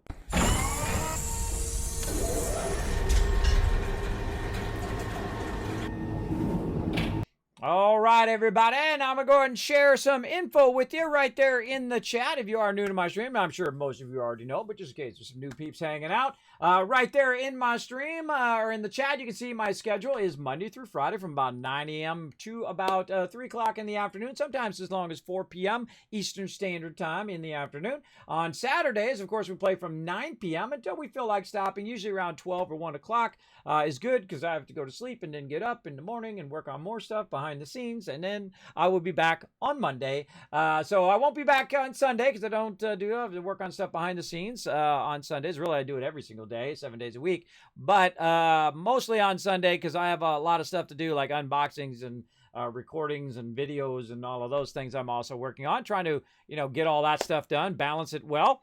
Hey, Grasshopper, what's up? Good to see you in the chat. I see you there. And so you can also find out some awesome stuff. And I've done a massive upgrade, by the way, right over here, I think it is. Yeah, I did a massive upgrade to the Discord, so you definitely want to go check that out. Look at all this awesome stuff I did. I made a custom little welcome thing for you guys. So go ahead and follow that Discord link right there. You're going to find the different sections. It's like a glossary. You can check out those different sections. Make sure you go to that rules section, read those rules. Say, Kismet, I can be awesome, respectful on your server and on your also your game servers as well. Then you hit that green check mark. It's going to give you access to all those other areas where you can post your pet pics. You can post all sorts of fun stuff. Also, you can find out different game deals on there. If you got an awesome community build that you did, maybe you made something in 7 Days to Die. Maybe you made something in Minecraft or wherever it is. Doesn't matter where you made it. We love to see it. Go ahead and take a screenshot and throw it in there in that community builds section. As well, you can see a whole bunch of other stuff in there as well. This is just a small little section. It's like it goes on for a while. Very, very big stuff there. Now, again, my stream schedule, like this, gonna look very similar to next week, but we're gonna definitely try to get to Foundation. We're gonna probably put Factorio maybe on Thursday, and then maybe we'll have some other Learn to Play or not. I'm gonna play some No Man's Sky, and of course next Saturday some 7 Days to Die, or maybe some Valheim. We'll see how it works out. Again, no guarantees now, but I'll work it out tomorrow, see what happens, and I'll probably put it tentatively for Valheim and 7 Days to Die, and then we'll make a choice in that moment. How about that? That sounds like a plan. Now, I'm also going to give you guys a bunch of kiss cats for being awesome. There's 1,000, 2,000, 3,000, 4,000, 5,000 caps. Let's go see how you guys did on the retweets over here. I always forget. I'm always like going duh. Trying to focus on building a base. Oh, yeah, you guys crushed it. All right, I'll give you an extra 1,000 Kiz Caps for that as well. And remember, those Kiz Caps are for my contests and giveaways. I will be back again Monday, 9 a.m. Eastern Standard Time. We'll be playing, of course, some Astroneer and then some Foundation, which would be really cool. That'll be a Learn to Play. So if you're a Foundation master, I want to know all about it. I want you to backseat game all you want. I want you to tell me all about the game. We're going to explore it. Maybe it'll be your next game to check out. All right, that's it for me, everybody. Bye, everybody.